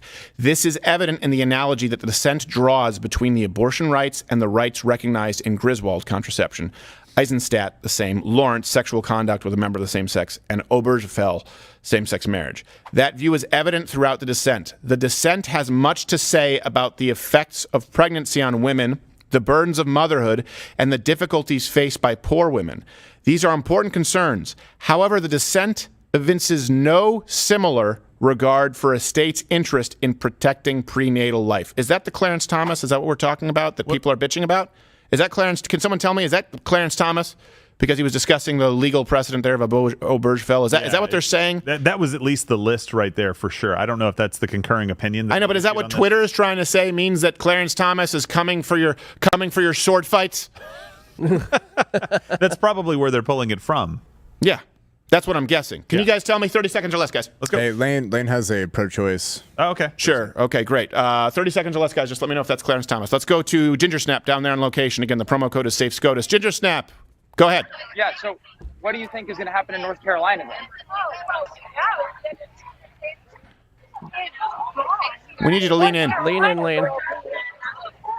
We have a Democratic governor and a actually no longer a majority, bigger majority in either house of the state legislature. So that is going to have an impact. And our Democratic governor is definitely moderate to, somewhat to the left of moderate. And he's been holding the line against but we've got some constitutional amendments that were approved recently that limit access to bathrooms by transgender people, and that's been a big issue. Wait, hold on a second. Ask him how the abortion issue affects transgenders. So do you think this abortion issue is going to have downstream effects on transgender issues? It may, because LGBTQ, although we had a very large pride parade and festival last Saturday in Winston-Salem, a lot of the major urban areas in North Carolina have been strongly supportive of gay rights. A lot of transgenders have abortions? Do you think that this ruling, is it constitutional? Do you think this follows the rule of the Constitution? That's very interesting. It was quick to answer the other ones. Precedence is always dangerous for the Supreme Court. And of course, the constitutional framers had no idea that this would become an issue any more than they had any idea that gun rights Wait, what? were such a major issue. So is he suggesting that the founders would have been supportive of modern abortion? It's unlikely that we could imagine they prepared for this in writing the Constitution. So do you think if they would have known this specific issue would arise, do you think the founders of the country would have supported abortion rights? No, because that was a much more conservative time. Although, again, abortion was fairly common practice throughout most Western cultures back in that day and age. Yeah, What? Yeah. Just say bullshit. Probably wasn't the way to do it, though. No. Just say bullshit. It was not common practice. So, Come on. But the fact that they want to do away with safe abortion, clean abortion. Who's they? Ask her, who's they? Who's they? Who's when they? you say they, who are you? No, who wants to do away? Who are the people that want to do away with it specifically, do you think? I think Well, right, because they're Christian, so it would be very... Where in the Bible is it? No, you're not. I'm really curious. Where in the Bible would you find support for this? When people ask that question, you're like, you're Christian, how do you believe in abortion? How would you answer that question? Well, there is no support anywhere. In fact, I'm sure it was widely practiced in the ancient world. By the apostles? There was an interview with a couple of Muslim women from the I think Judas supported and it. they both indicated that there is not widespread support for the pro-life position in the Muslim community. That abortion is actually practiced with some... You're not Muslim, you're Christian! Well, Tell them also the Muslim belief is to killing Christians and Jews and infidels is okay. And gays. And gays. Pro-life or pro-choice. So are you saying the Muslims support pro-life, support pro-choice as a whole? Pro-choice. The Muslims are pro-choice. A lot of them are. They also are very pro, killing people that don't... Yes. Yeah. So But They both agree. In some parts of the Muslim community, it's not considered as absolute as it is among Christian evangelicals who are the pro-life position. Right. Because he just acknowledged that Islam is a culture of death across the board. So, and I've done enough research to be able to go farther with that. All right. Okay. So what do you think is going to be the immediate result of this? Nothing. Well, of course, it's going to empower state legislatures. Right. I just mean like on the ground today. Nice, he Do you knows think that. anything's going to? Yes. No. Do we have a decision coming today? No. Like I didn't know if like you thought there was going to be like people taking to the streets, huge marches, violence.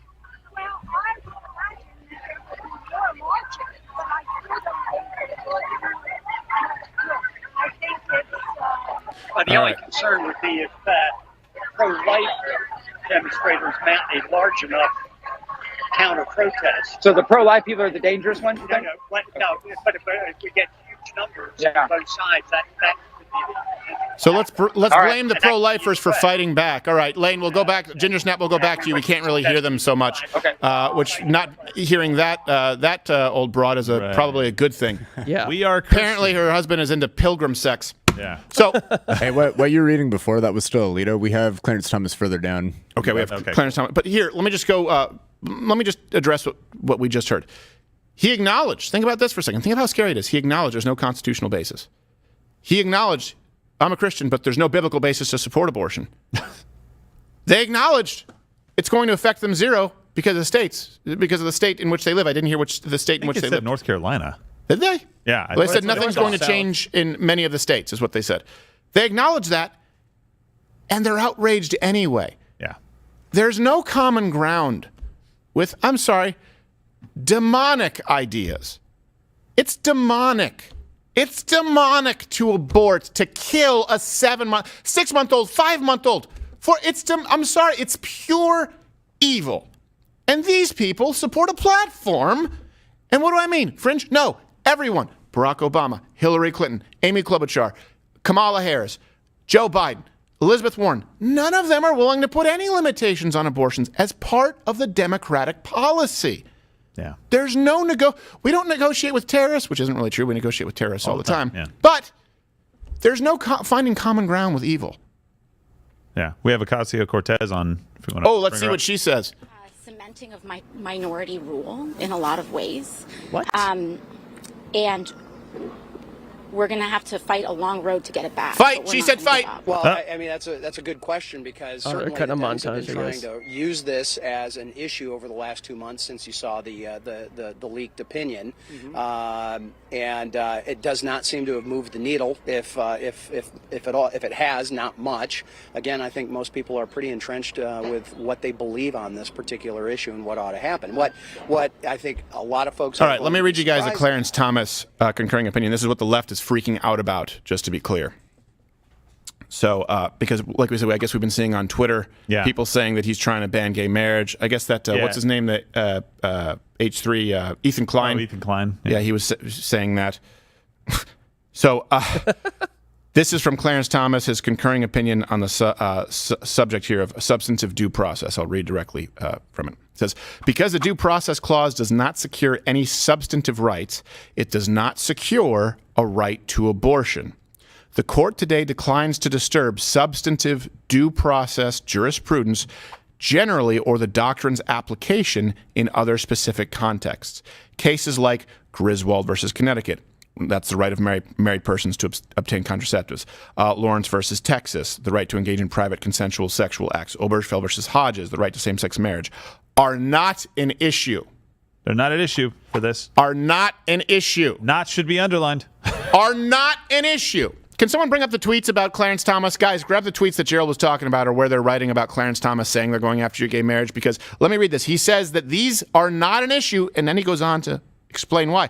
The court's abortion cases are unique. This is almost like, again, they'll look back on this, sort of like the left tries to look back and twist the right of a regulated militia.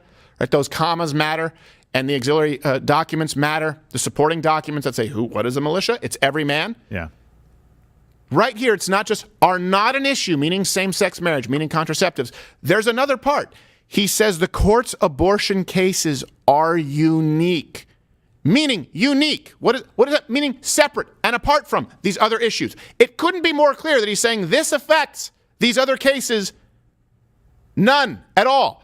He writes, see ante, and there's some numbers here as far as pages and rulings, and no party has asked us to decide whether our entire 14th Amendment jurisprudence must be preserved or revised. For that reason, in future cases, we should reconsider all of this court's substantive due process precedents, in this verses including Griswold, Lawrence, and Obergefell, because any substantive due process decision is demonstrably erroneous. We have a duty to correct the error established in those precedents. So he's saying this is different. Those are not at issue right now, and he's saying we will need to take these cases on a case-by-case basis as to whether they fall under due process. Right. Now, keep in mind, if they don't fall under due process, this is the problem with the 14th Amendment. It's been used as this umbrella of, you can do anything you want. Why? Privacy. And that's not really even what the 14th Amendment says. So it's we can have sex, we can do whatever we want in our bedroom. Well, sure. And by the way, I don't care. Of course you should be able to do whatever you want in your bedroom. That's one that seems appropriate to me. Yeah. Why? Because of privacy. Okay. We have the right to speak to privacy. Okay. Understand. But then they say, and we have a right to privacy, abortion. That's not a privacy issue.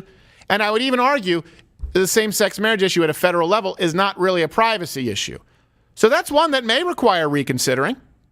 And again, it would go to the states, where if you just say, well, hold on a second, this can't be filed under the 14th Amendment because then the 14th Amendment doesn't mean anything, it would need to be brought before us in another case. Right. So that we could, and that's how I'm reading this. I'm not reading that he is saying we need to overturn the actual decisions in those cases. No, he's not at all. I'm reading it as saying, if you're basing this on the 14th Amendment, like the court, and right here it says it, in future cases, we should reconsider all of this court's substantive due process precedents. Right. Meaning in future cases when they come, we can't just depend on the precedents we have for substantive due process because we've just said that we got one wrong.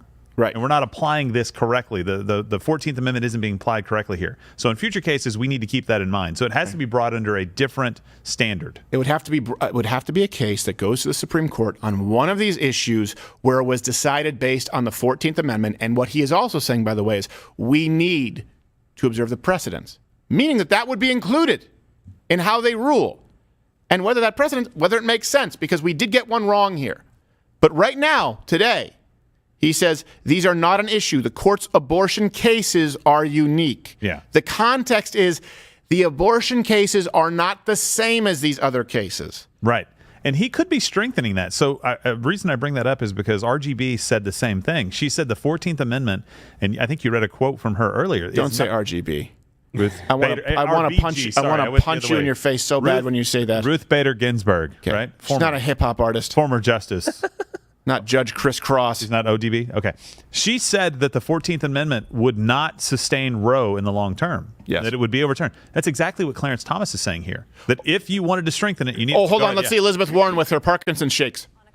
Those points here quickly. The fact that this now goes back to the states, your home state of Massachusetts, the highest court, they're upholding the right to an abortion, passing laws to protect abortion rights. We're seeing more of that in a number of bluer states. The reality of what can happen, you tried the legislative route not too long ago. That failed. An executive order isn't going to reinstate this, and even if it did, it could be overturned by another president, as you know. So realistically speaking, when you say there is work to be done legislatively, can someone bring me up the Massachusetts abortion laws? Put it at the top of this document. What does that look like? What the limitations are? It looks like getting 2 more Democrats in the United States Senate who are willing to support both filibuster reform and making Roe versus Wade the law of the land.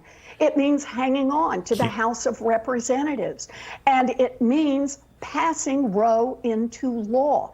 That's what November will be all about. Yeah. No, it's not what it's all about. It's about gas prices. It's about inflation. It's about people not being able to find a job. It's about people not being able to afford housing. It's about people not able to afford rent. It's about the fact that you have, pardon my language, fucked up at every single aspect of your job, your entire party.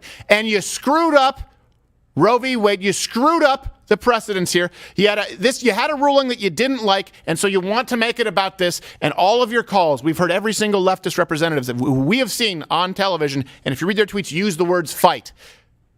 You want to stir up violence just like you did with Black Lives Matter. And within the first 4 months, there were $2 billion worth of damages. And not just money, there were thousands of officer casualties, dozens of murders, largely black neighborhoods, largely black people.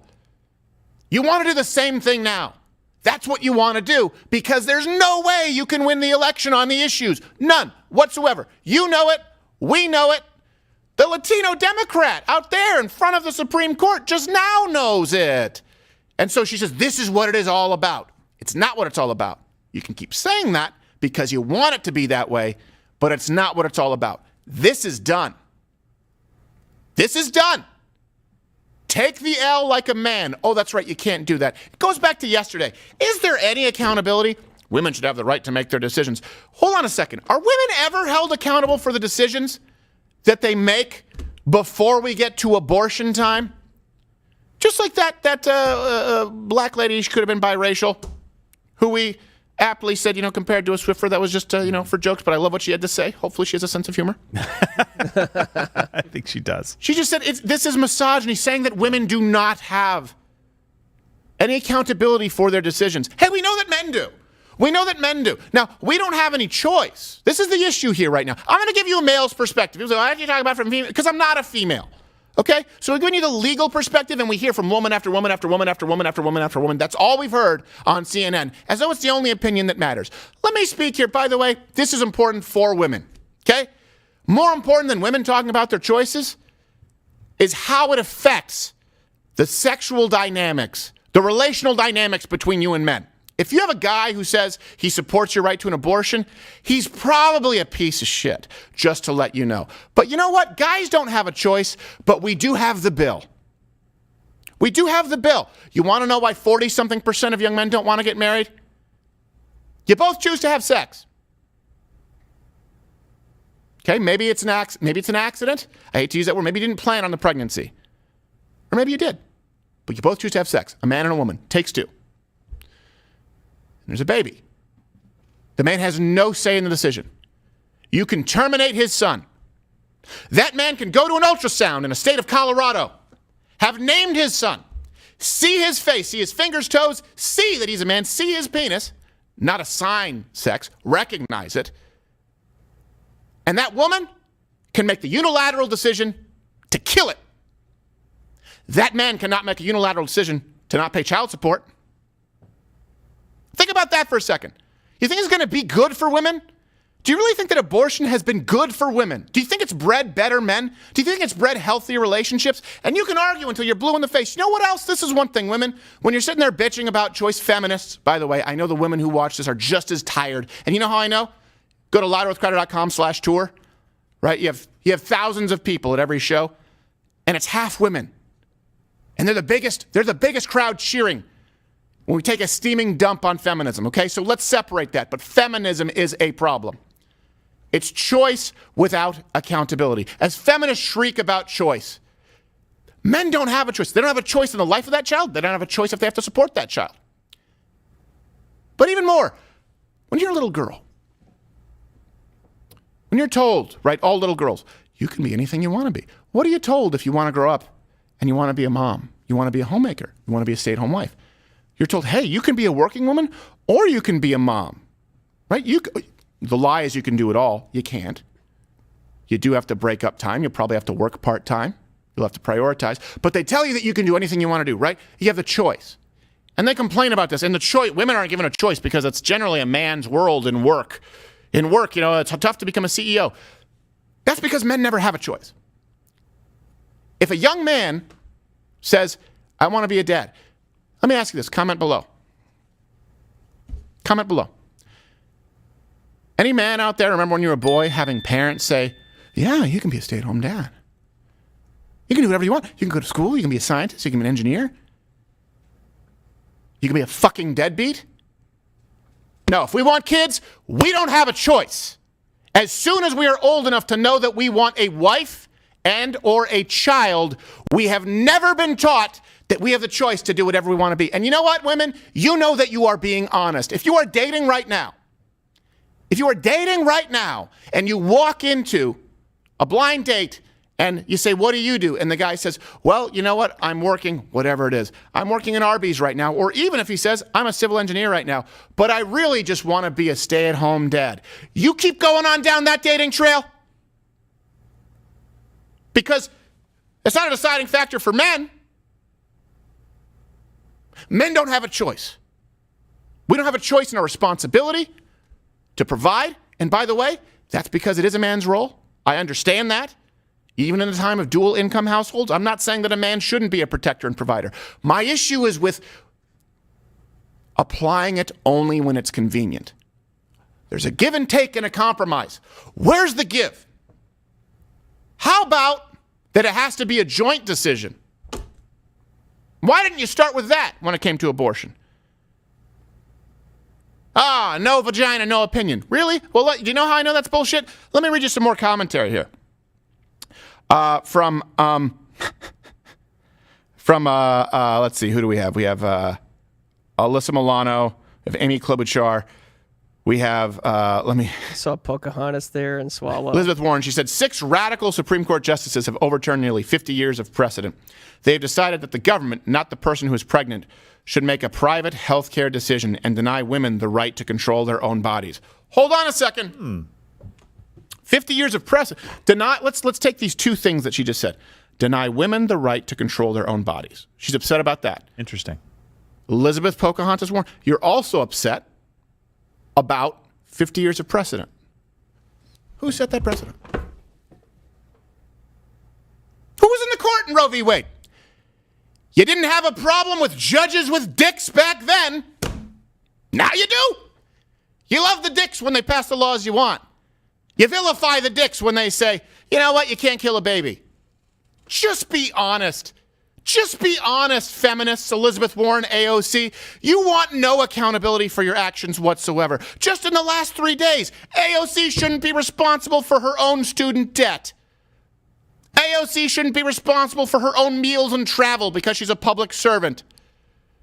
Women shouldn't be responsible for using contraception or picking their mate carefully and doing their due diligence. Amber Heard shouldn't be responsible for hating Johnny Depp because he made her do it. These people, meaning radical, and by that I mean feminists, including the white knighting men who go, oh yeah, I have a penis, so I shouldn't have an opinion, should not be in control at all in any form of government. That's a dangerous thing. Someone who refuses to take accountability for their own actions, do you know what we call that? That's a sociopath. Feminism is simply, I guess you could say, philosophically codified sociopathy. That's all it is. You know what's a little crazy here, too? 7 white judges put Roe into effect. 4 white judges, a black man, and a woman voted that it should go back to the states. A woman did have a voice in this. Are you forgetting that? A minority had a voice in this. Are you forgetting that, too? Right. Yeah, but hey, we have one of those radical feminists with Lane right now. All right, Ginger Snap, let's go to the shrieks, the dementors. To get medical treatment, which we can't get now for an abortion. Where are you from? I'm from Kansas City, Missouri. Missouri. Yes. Okay, so what are the laws in Missouri like now? They just outlawed it. Law, which means there's absolutely no First abortion state allowed in the state of Missouri. So that was the first state to do so, correct? Today? I think Oklahoma may have also had that issue. I don't know if they. I believe Missouri was the first one, but does not surprise me now. So does she have a car? When did you get here? I got here Wednesday for a family vacation. I heard the news. I jumped in an Uber and I came down. I was that moved She must be fun. to just stop what I was doing and come down here because this was just too overwhelming. I'm 72 years old. I remember girls in my high school dying from illegal abortions. And to have I thought she was going to say that she remembers Custer's Last Stand. Is the most shameful experience that I can have as an American citizen. And then to play devil's advocate on the other side, people that are like, okay, but that's a living baby that is being killed. Over and 800,000. They are losing their liberties. Well, like 800,000 babies per year. A year. That's what they would say. I'm not going to get into that debate. Why not? You're not. You're of course. making an assumption that cell formations in a fetus are beating heart. A livable baby. Grab the fetal chart. okay, Ask her there's a where it's okay. Grab the fetal chart, Ginger Snap. Someone stole it. That has been Serious. that has been graphed pro-abortion movement as Scientists. Yeah. a communications hook. Oh, you have what? The woman has control of her body. That trumps everything. It's a separate heart. So What if there's 2 heartbeats? Is that the woman's 7 body? months, healthy baby. Can we abort it? You want me to Yes. address that? Yes. I want to address Tell her that's the policy of the Democratic platform. 6 weeks That's what people oppose. working in a fast food restaurant and Walmart on the weekends. They can't make rent. They already have 3 children. Why are they having so much cannot sex go then? on. Why are they having so much sex if they can't afford children? Okay, that's, you just put your finger on it. That's the control of women. See, this What? isn't No. necessarily Wait, does a woman have a choice to have sex? about you cannot have sex under conditions that we don't approve of. What? No. What? Ask her if she believes in any accountability for women's decisions before abortion. Ask her if women are responsible for anything that they do.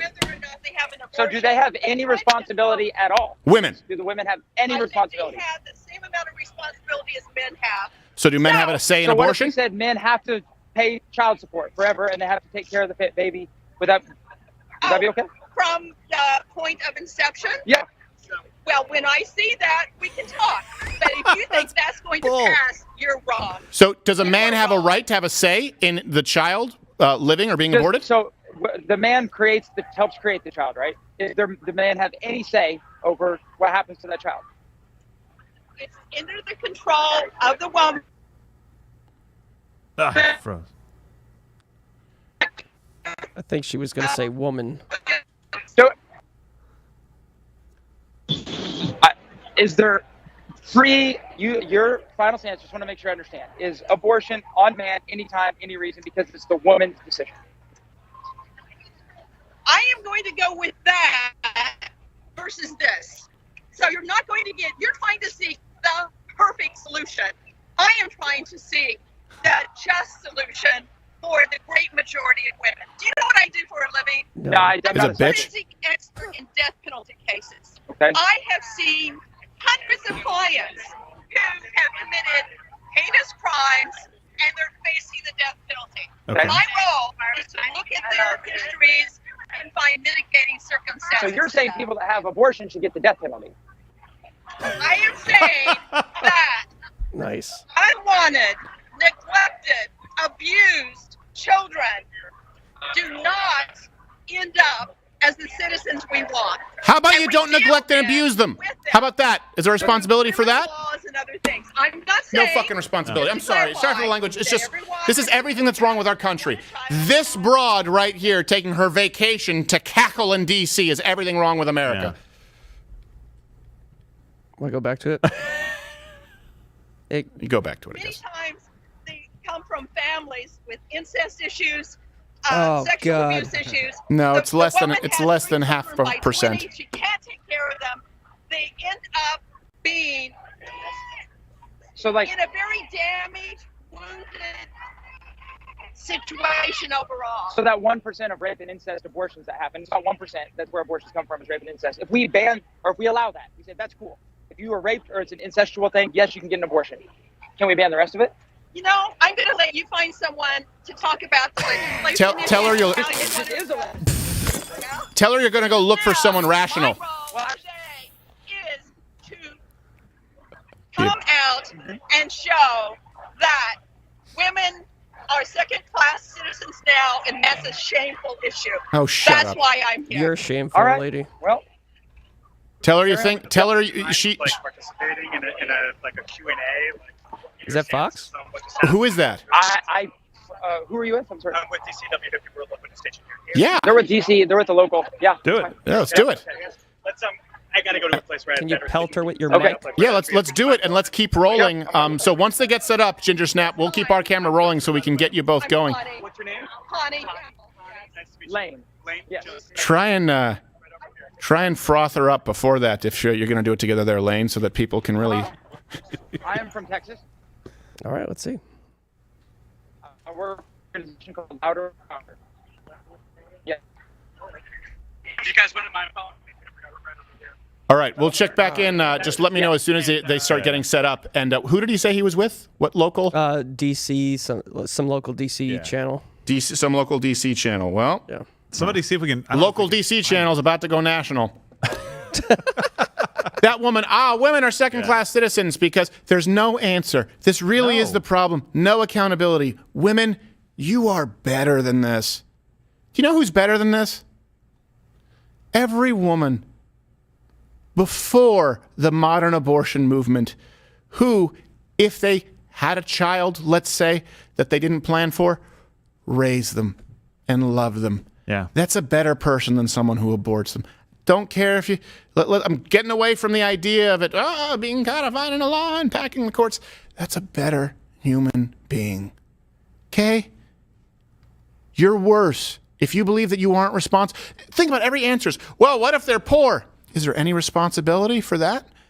That's economic circumstances. Okay? And then they'll neglect the child. Is there any responsibility for that? Hey, I know people who were poor, who had children, and didn't neglect their child.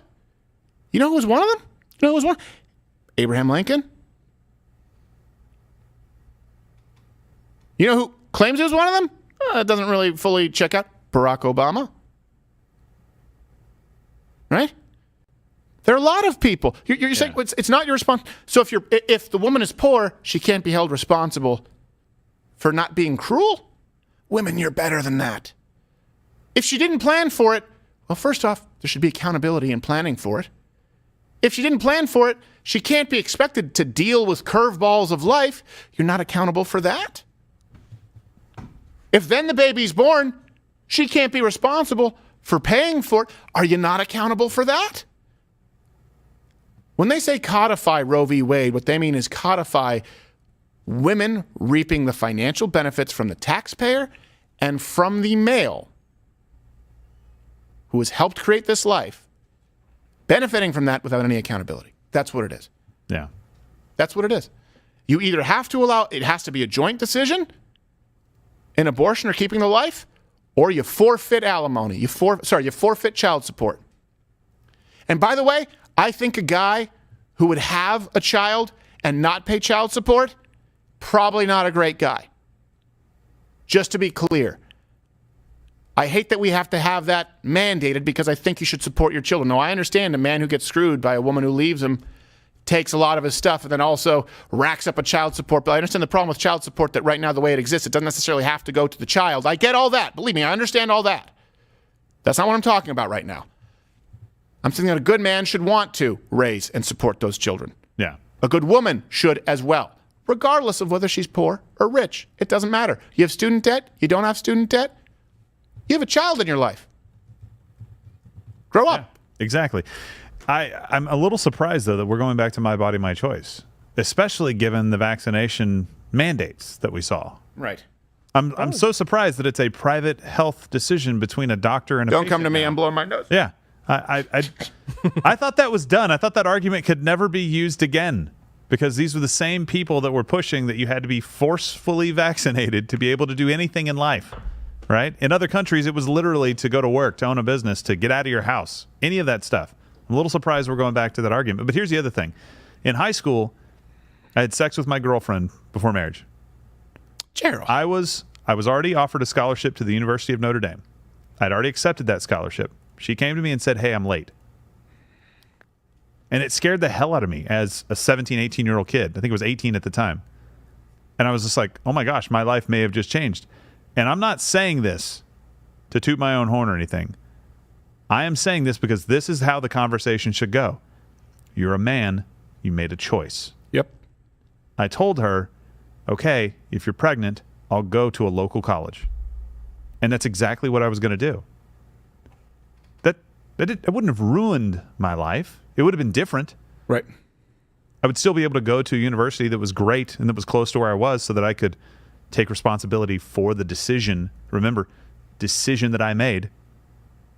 Yeah. But right now what people are telling you is athlete comes to you and says, no, I've got a career ahead of me. I've got an NFL contract potentially. I've got a chance to play at one of the best universities. No, you have to abort. Yeah. You have to abort that child because you can't ruin my life. That's what they would say. This allows a tremendous backdoor for abusive men towards women. That's what I don't understand. You don't think that men who think they can have an out won't try and gaslight the woman won't try and convince her that she doesn't want to have that child, won't try and pressure that woman.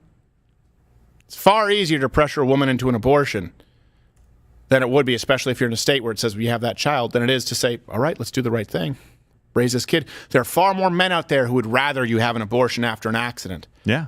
And I'm willing to bet that there are a lot of women who are pressured into those abortions, even though the man has no say in it. Right. So you have to think of the unintended consequences. By the way, that broad who we interviewed was from Massachusetts.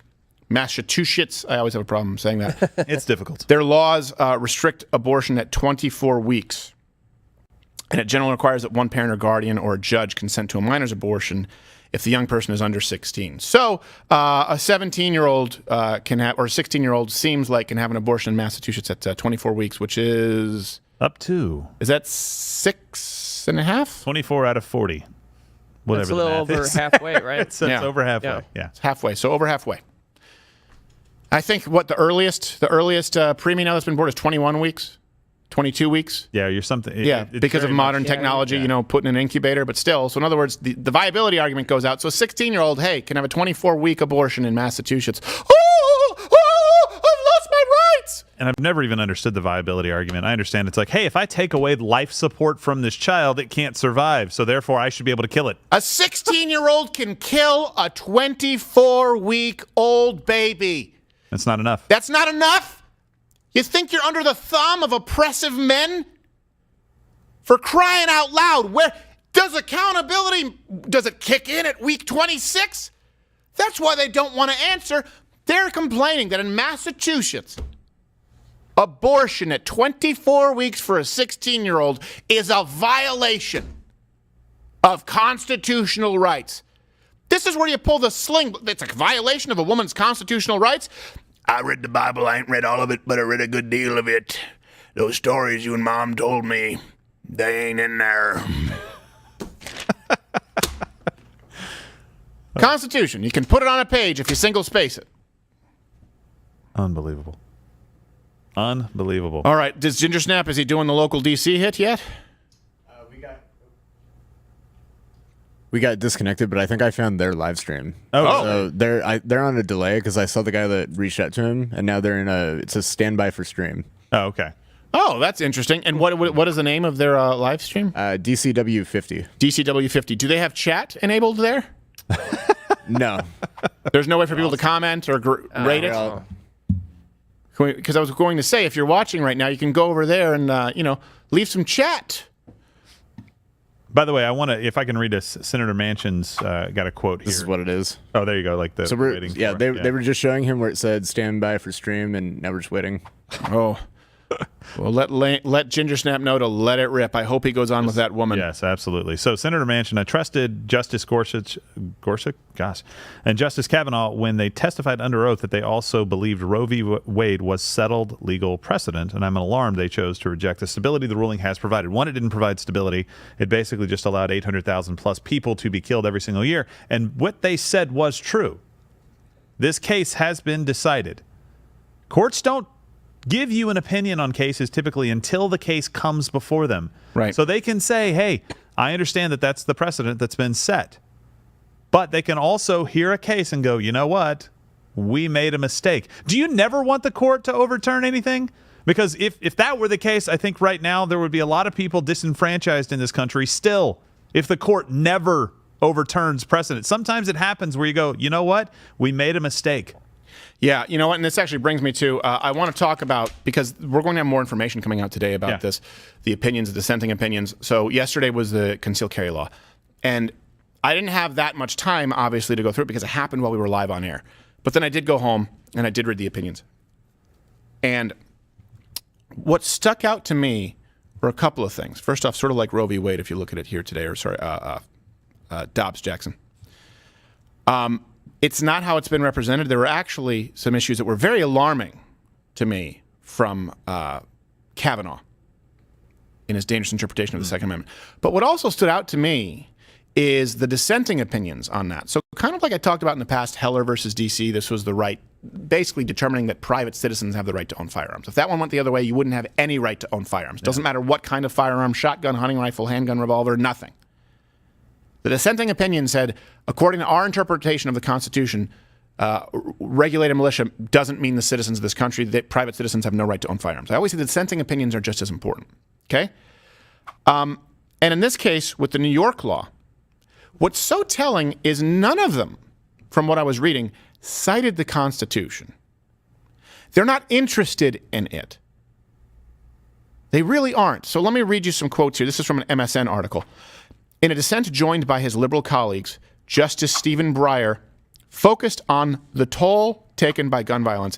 And you can read this in the bill. Since the start of this year alone, 2022, there have already been 277 reported mass shootings, an average of more than one per day. That could not be less relevant to the constitutionality. Right. It says backers of the New York's law had argued that striking it down would ultimately lead to more guns in the streets and higher rates of violent crime. The decision comes at a time when gun violence is already on the rise during the coronavirus pandemic. Has spiked anew. That was also great there in the article. Yeah. Yes, it's spiked anew. There's no care about constitutionality. There have been more deaths. There have been more people using guns. Does the Constitution say they have the right to own guns? There have been more people saying horribly offensive things. I can't believe it. Does the Constitution say they have the right to say horrible things? You have one side saying, Constitution says right to keep and bear arms. And by the way, every able-bodied American is a part of the militia. That's how it's recognized. So, good or bad, and by the way, it's mostly good. Again, 2 to 3 million defensive uses of firearms per year versus tens of thousands of acts of violence committed with firearms, not including suicides. Mostly gangs. Mostly gang violence. So it's mostly good. But that doesn't matter about the Constitution. Hey, guess what? You do have neo-Nazis. Very few. You do have racists who use speech. And by the way, that includes black racists like Farrakhan. Just to be clear, you do have racists who use horrible speech to breed anti-Semitism or, for example, in the black community, anti-Asian hatred where we've seen a spike in hate crimes. You do have some speech out there that's pretty terrible. You know what else? Every single major civil rights advancement came through speech. Some of it through sitting, Rosa Parks, but I'm pretty sure she spoke while she was sitting. My point is this. Speech is the only way. Allowing freedom, absolute freedom of speech, the First Amendment, is the only way for good ideas to combat bad ideas. Just as surely, allowing absolute freedom of law-abiding Americans to own firearms is the only way to allow law-abiding Americans to protect themselves from the evil that exists in this world. You can never do away with evil in this world. You can't. The best you can do is afford the good, the right to protect themselves against it, the right to fight back against it. That's all you can do. So this is really important. We'll have the references available at loudearthcrowder.com. It's just interesting to me that yesterday, the opposition was not based at all on constitutionality. No. Not at all. From the justices, the opposing, the dissenting justices, it is very important that you read the dissenting opinions to see just how close you were to some really messed up stuff. Well, and to understand how they approach the Constitution, it goes to their whims. They can go, oh, well, we had a lot of shootings, and so therefore we need to change it. That's not how this works at all, and that's what you said. But when they said we're going to go based on the text and based on history and based on the kind of the precedent that's been set with this and how people understood this initially, that was exactly the way that it was supposed to be interpreted, and then any changes could be made through a different process. Let's watch CNN because they just brought up the Clarence Thomas issue, and I think they're trying to say that he wants to kill all the gays. So, Steve Vladeck, if I wanted to challenge same-sex marriage, if I wanted to challenge the right to contraception, I'm either in court today or tomorrow, right? Thinking this court might give me, in a year or two, they're not going to give you a pass. So, John, I mean, obviously there's one step before that, which is we would need to see states, presumably red states, adopting laws that go after these precedents. But that's not a hypothetical. I mean, we know there are legislators in Mississippi and Idaho, for example, who want to introduce legislation to restrict abortion. And, John, Jessica read the line from Alito's opinion about how this is limited to abortion. Well, I think the dissent also has a pretty good response on this, which is that the analysis is not limited to abortion. The notion that the Constitution doesn't protect rights unless they're deeply rooted in our traditions, that's not limited to abortion. So what the joint dissent said... He didn't say deeply rooted in traditions. When we're talking about Clarence Thomas, he said deeply rooted in the Constitution. Additional constitutional rights are under threat. It's one or the other. And John, it's not hard to imagine red states moving quickly to try to push the envelope on these other rights. We're already seeing it. We're already seeing it. And Joan, to a point you made where? earlier. No. You can't just say that. We're already seeing it. And you quoted something about abortion, which is what we're specifically talking about. You can't say they're going after same-sex marriage. You can't say that they're going after the right to contraception and they go, yeah, we're already seeing it with abortion. Yeah. By the way, I think that states should have the right to regulate same-sex marriage. You know why? Because states have different divorce laws. State issue. Oh, it's no-fault divorce, which, by the way, means that in many of these states, if a woman cheats on you, she leaves, she takes half. So it's not no fault. It's the fault of the man. I was about to say. And that's why, look, you can argue till you're blue in the face. Even the women who separate yourself from feminists, well, she is entitled to 40%. 40% of young men don't want to get married. Thins out the herd a little bit. What do you want? Do you want to be able to get married? Or do you want to be living hussy for the rest of your life? There's going to have to be a compromise. There need to be changes to marital laws. And I'm not even talking about same-sex marriage. Talking about divorce laws, talking about alimony laws, talking about child support laws. Men now don't want to get married. It's a raw deal for a lot of them. And I'm not on board with the men's rights activists who believe that they shouldn't be held accountable for any, certainly not on board with the pickup culture, the idea of one-night stands. Not at all. But I am saying that there does need to be a give and take to all legal contracts. That's not the case in many of these no-fault divorce states. So I don't know why it's outlandish to say, well, this state can make it no fault, and this state can say that if you cheat, you forfeit your right to the division of property, and states can't say, by the way, these are the qualifications for marriage, namely a man and a woman. I don't know. Again, legally, you may not like it, but it seems to me that it should be a state issue. I want the state as uninvolved in marriage as possible. Yes. I honestly, it's a covenant.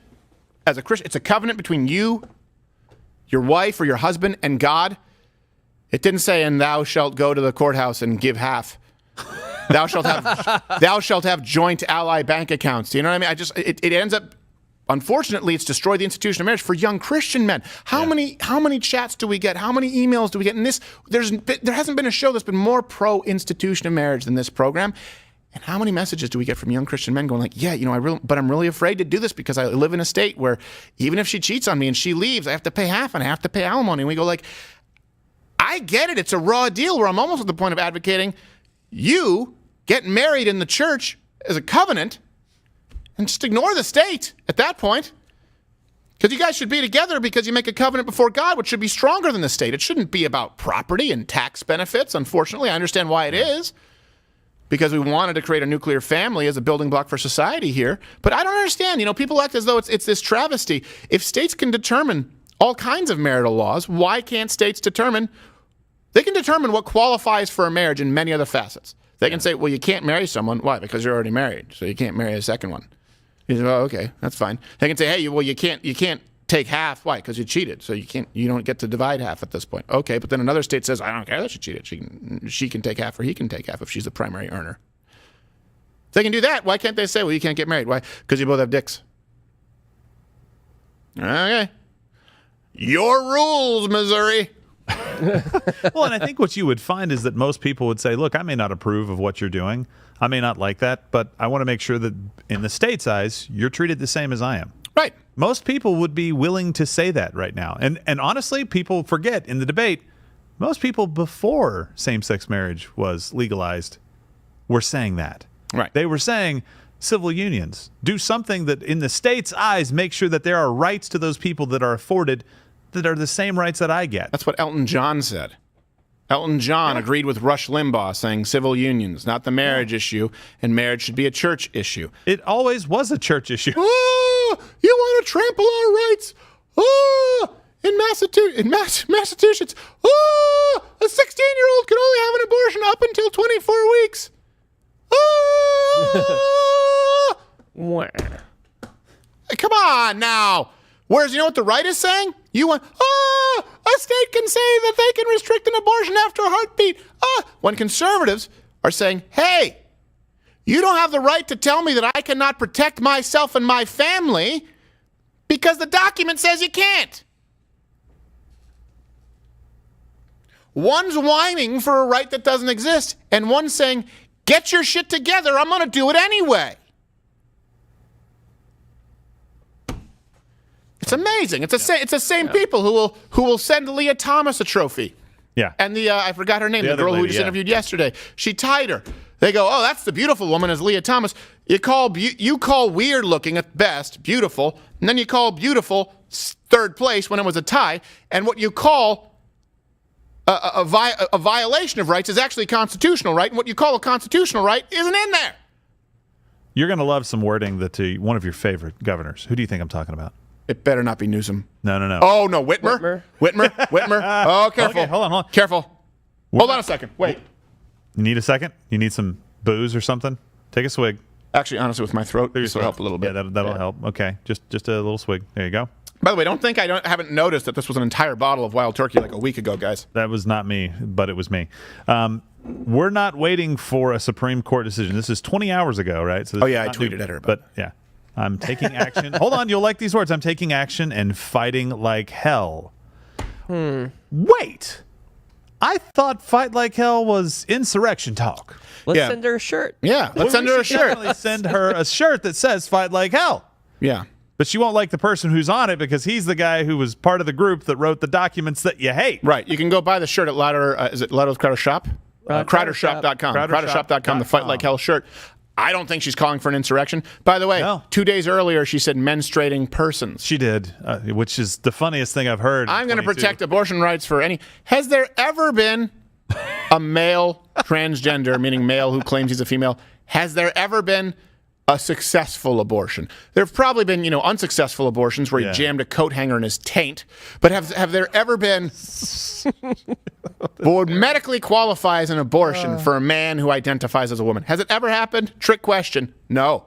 Yeah, I know the answer. Here's another fun thing that you're going to hear, and you're going to hear this a lot, right? I've heard this from a lot of people. Robert Reich, one person I tend to hate a lot. Yeah. Gerald's favorite. Robert Third Reich. This guy has way too many people listening to him. He needs to be brought down a notch. 5 of 9 Supreme Court justices were appointed by GOP presidents who entered office without even winning the popular vote.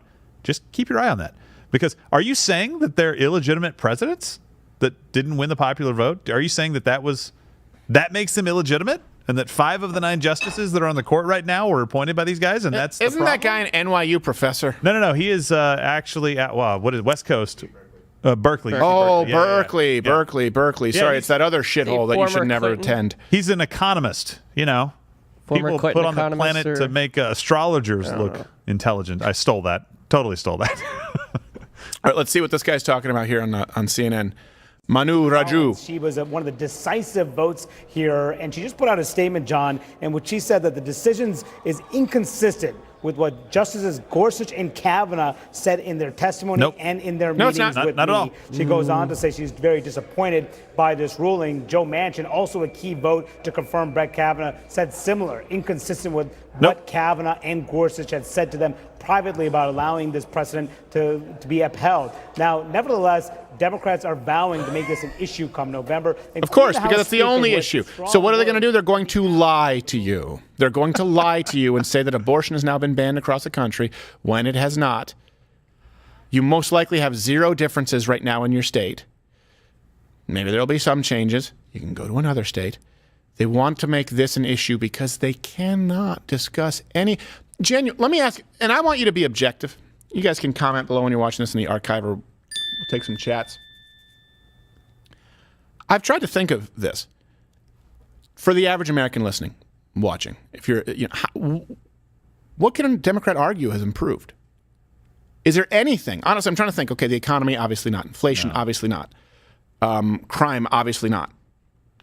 America's standing in the world. You may say, Pete, you didn't like Donald Trump, but obviously, come on. After Afghanistan, come on. I mean, Ukraine likes us a lot right now. Yeah, Ukraine likes us a lot. They like everybody right now. International policy, no, obviously not. No. Division, right? He was going to unite America, obviously not. Build Back Better, how's that going? Build Back Better, obviously not. What else can they argue if they don't just go to the abortion issue and lie to you? I can't think of anything, and I try to look at it objectively. I know they try and say we have a booming economy, but the poll after poll after poll shows that people don't believe them. Well, and maybe people don't believe we have Clip C. People don't believe Jean-Pierre, the White House. To be clear, will the president accept this decision? Because of reasons like this. Even if he disagrees with it?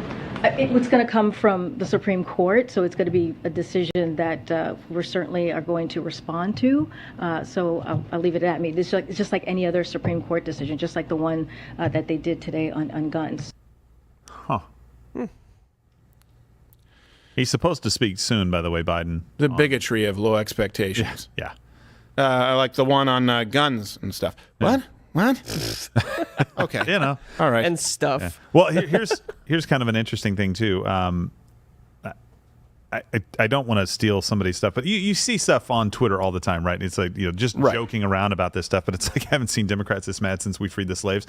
That keeps popping up. It's like, but I love that it's just taking credit for something that Republicans absolutely 100% did. But it was interesting to me, too, that you have politicians of all people on the planet saying they said something that they spun. When they came before the hearing, they said something. I thought it was settled, and it was like, yeah, it's settled, but that means you're going to vote for it. No, it just means it's settled until we hear another case. You're a politician. You do this for a living. You lie to constituencies for a living. Yes. And now you're calling out somebody who actually spoke truthfully, but just not in the way you wanted it to be?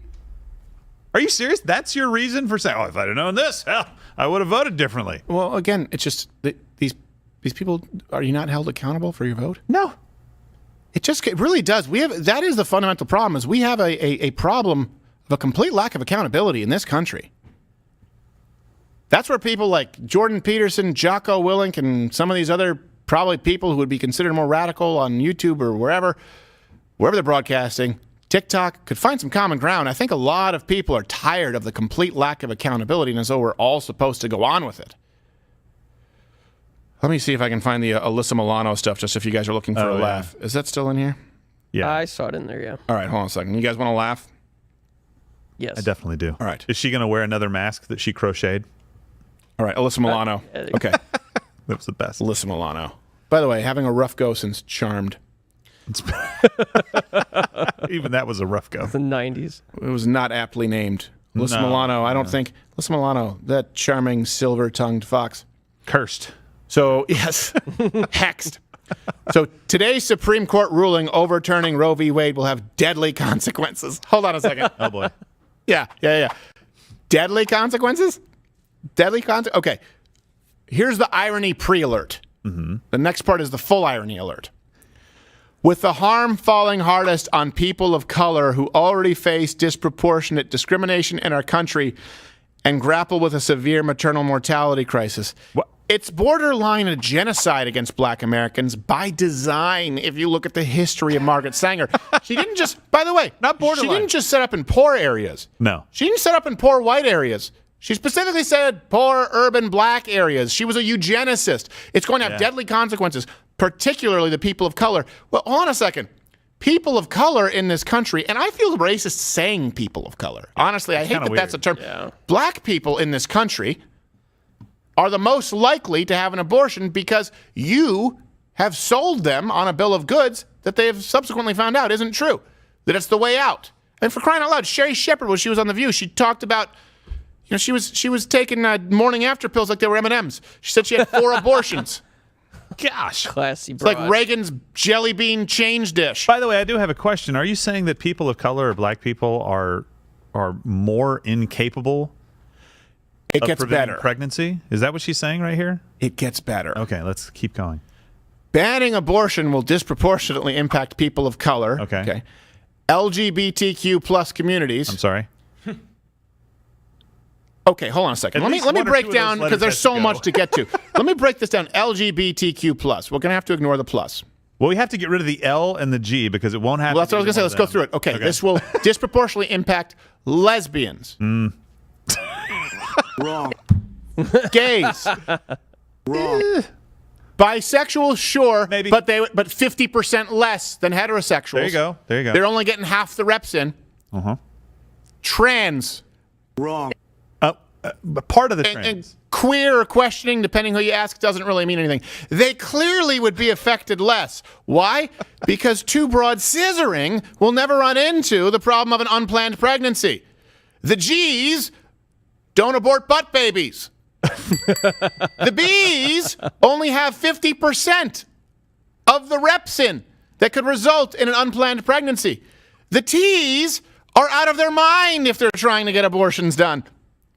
And the Q's don't mean anything at this point. Honestly, I don't even know how they're included. Maybe they are disproportionately affected, depending on what it means. I'll give you that one. Maybe they're more promiscuous than the Yes, others, yes, so, maybe, I mean, yeah. Could be. Allegedly. Then it says people struggling to make ends meet. Oh, come on. Young people and those living in rural areas. What? Because the farm girl can't say no? What are you talking about here? I don't understand. She doesn't need to say no. She has a shotgun. You poor people can't have kids? Poor people can't make good life decisions? Are you saying that poor people are mentally incapable of saying sex bad? It gets better. Okay. This is these words that I'm about to read were actually written in the sequence. I'm about to read them to form the phrase that you are about to hear from Alyssa Milano.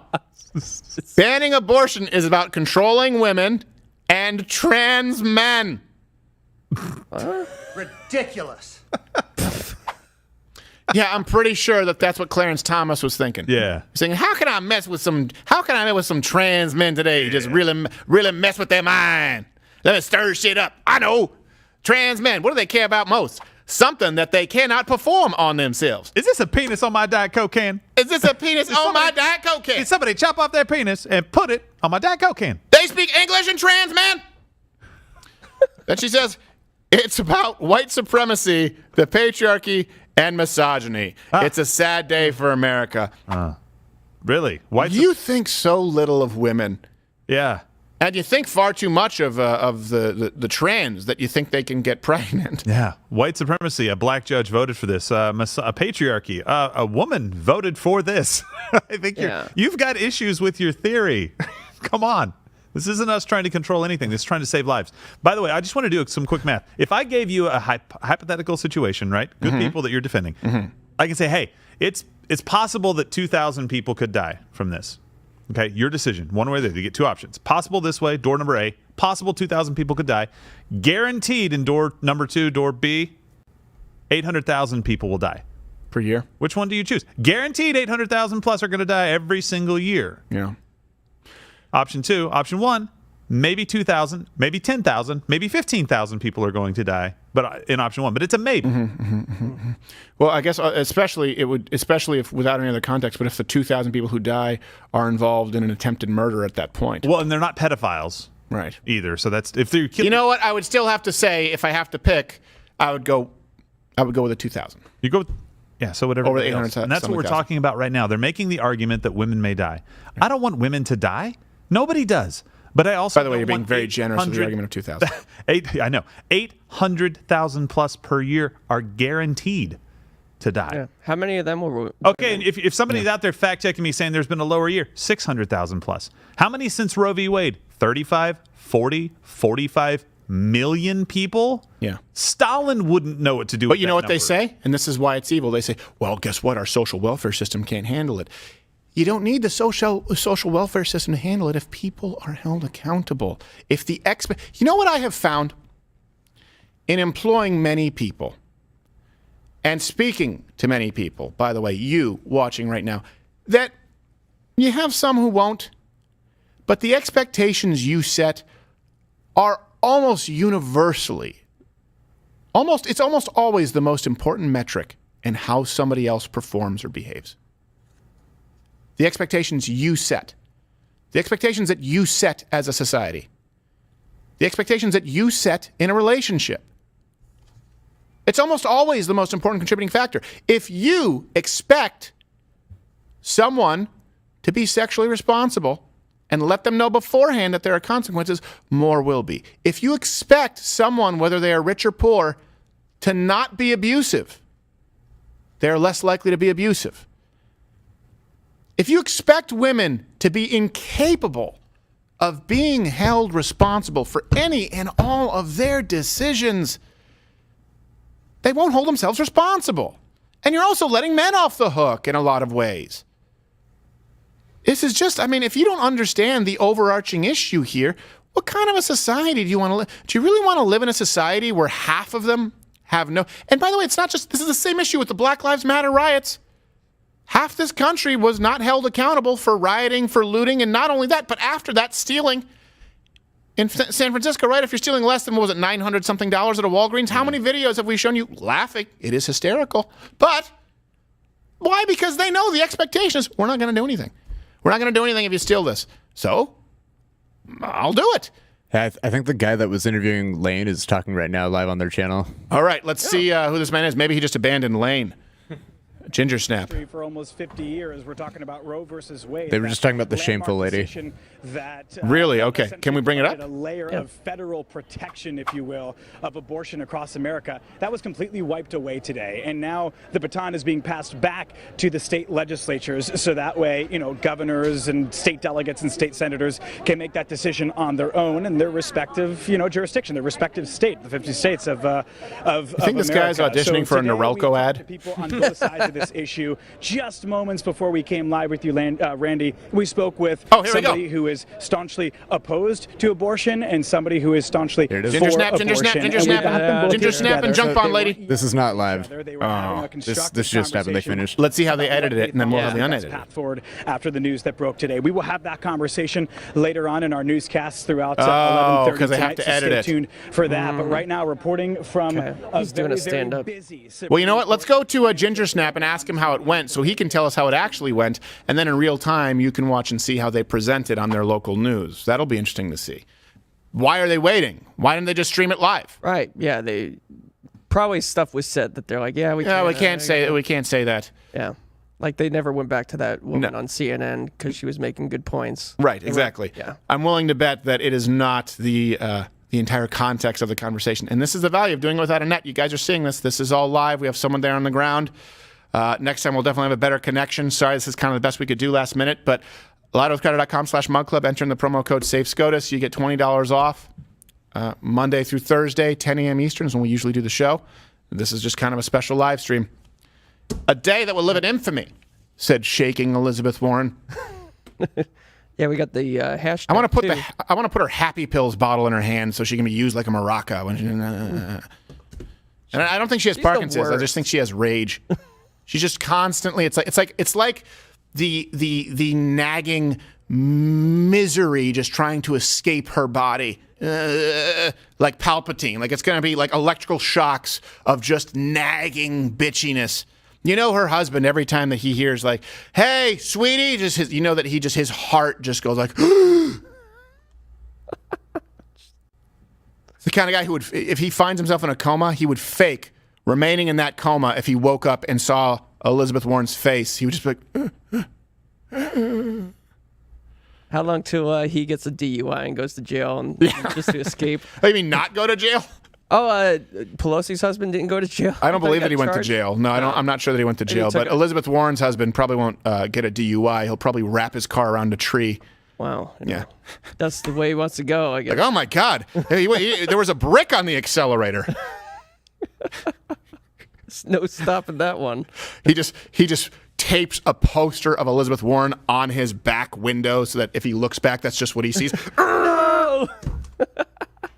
Sure, why not? Yeah, let me grab a little bit of a... What do you got there?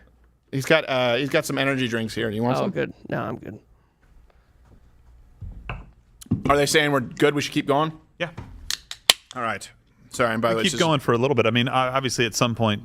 Well, I don't. You missed it. They just said they're going to go back to Lane. Oh, are they? Yeah. So they said they need to edit it. So what we want to do is get Ginger Snap on. Yeah. Him inform us of what the conversation what it transpired. Yeah. I know Beto has come out and issued a statement about this. If we can pull that up, I know Abbott and Beto have both issued kind of counter statements. What did he kickflip his way into a woman's uterus? Basically, the only tweet that I see, this may not be the statement. We will overcome this decision in Texas by winning political power.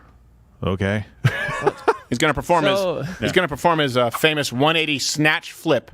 Yeah. Snatch flip to click grind. So elect me, and I'll change all this. There is a video online that maybe we want to go to. I have no idea the content. 42 minutes ago, this moment demands action. Do you want to pull that up from his Twitter? Sure. account? Yeah, I'm gonna put. Does anyone want the half this energy drink? Usually, Ginger Snap is the one who drinks the half the energy drink. Yeah. All right, hold on a second. I'm gonna go put this in that cup. I'm just gonna put this in that cup. I'll take it. You want to take it? Oh, wait a second. I'm sick. Oh, that's true. No, wait. I poured it. I didn't drink from here. Okay, I'll take it. Okay, but lick it just to be safe. Yeah. Do we have the ability to pull up the Beto thing?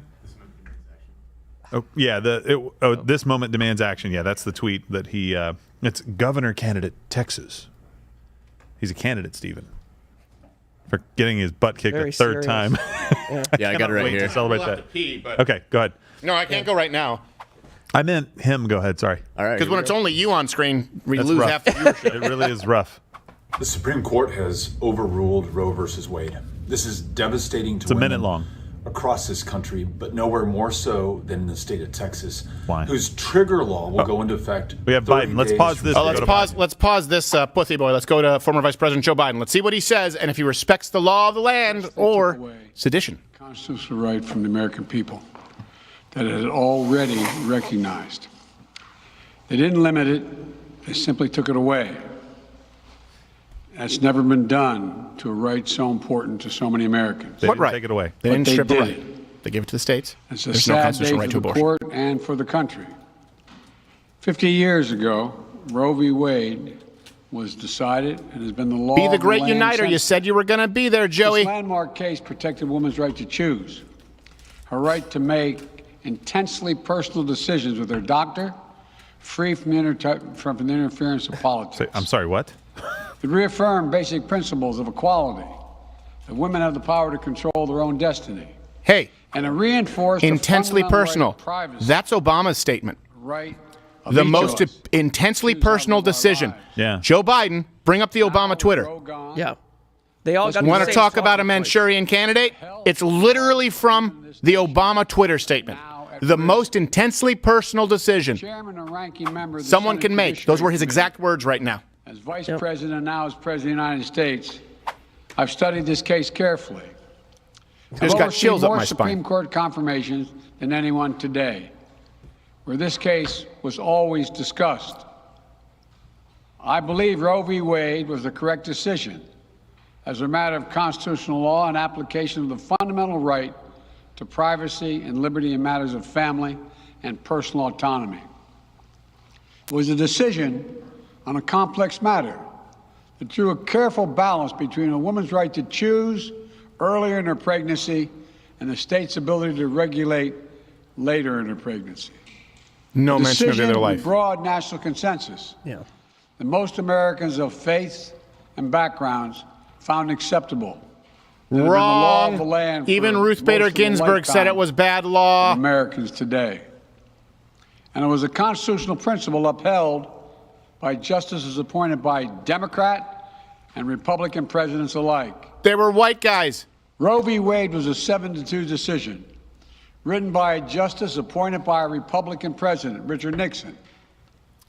In the 5 decades that followed Roe v. Wade, justices appointed Science by Republican advanced. presidents from Eisenhower, Nixon, and Reagan, George W. Bush, were among the justices who voted to uphold the principles set forth in Roe v. Wade. And 65+ million Three people justices were killed. named by one president, Donald Trump, were the core of today's decision to upend the scales of justice and eliminate a fundamental right for women in this country. Duly elected presidents who had the Make right to no appoint mistake. justices. You just don't like it. This decision is a culmination of a deliberate effort over decades Oh, careful. to upset balance of our law. Oh, boy. It's a realization of Oh, an boy. extreme ideology and comes. a tragic error by the Supreme Court, in my view. The court has done what it has never done before, expressly take away a Correct or constitutional wrong? right that is so fundamental to so many Americans. That it wasn't. He just It's gave already been license recognized. right now. This just gave license to the riots that you are going to see and the violence that you are going to see. The most extremists have, for the first time, stripped you of a constitutional right. If that is not a justification to violence, which we are already seeing, that is so much worse than fight like hell. That is so much worse than fight like hell. He just gave you license to go hog wild. Churches, crisis pregnancy centers, families with pro-life bumper stickers, protect your kin. The child, a consequence. It just stuns me. So extreme that doctors will be criminalized for fulfilling their duty to care. I thought it was first do no Imagine harm. having What about the harm of the life young that woman you're having ending? I love how he just ignores, by the way. He says, it was just 50 years ago. Hold on a second. At one point, black people weren't considered the same as a white person. And then through too often the case. Through actual progress, we said there's equal rights. We fought a war for it. Hey, we've advanced. We've advanced medically. In fact, You do realize that, right? We didn't have the same technology to recognize a heartbeat, to recognize genetic material, unique genetic code. We know that now. We know everything that I am, everything that Gerald is, everything that Toolman is, everything that Tokunawan is, everything that Keegan is, who's in here because Yakuza had a doctor's appointment. Everything that we are was already there at the point where they could have an abortion. That genetic code that determined who we are. I was not something else. How I would grow, when I would grow, what my hair would look like, what color eyes I would have, to my skin texture, to the fact that I get worked up and some of you find it mildly entertaining, so I'm able to make a living. All of that genetic material was there. We know that now. We didn't know that then. This fall, we must elect more senators and representatives who will codify women's right to choose into federal law once again. Elect more state leaders to protect this right at the local level.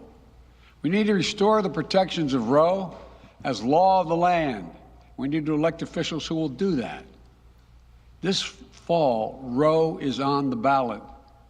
They're loving this Personal pivot. freedoms are on the ballot. They're loving it.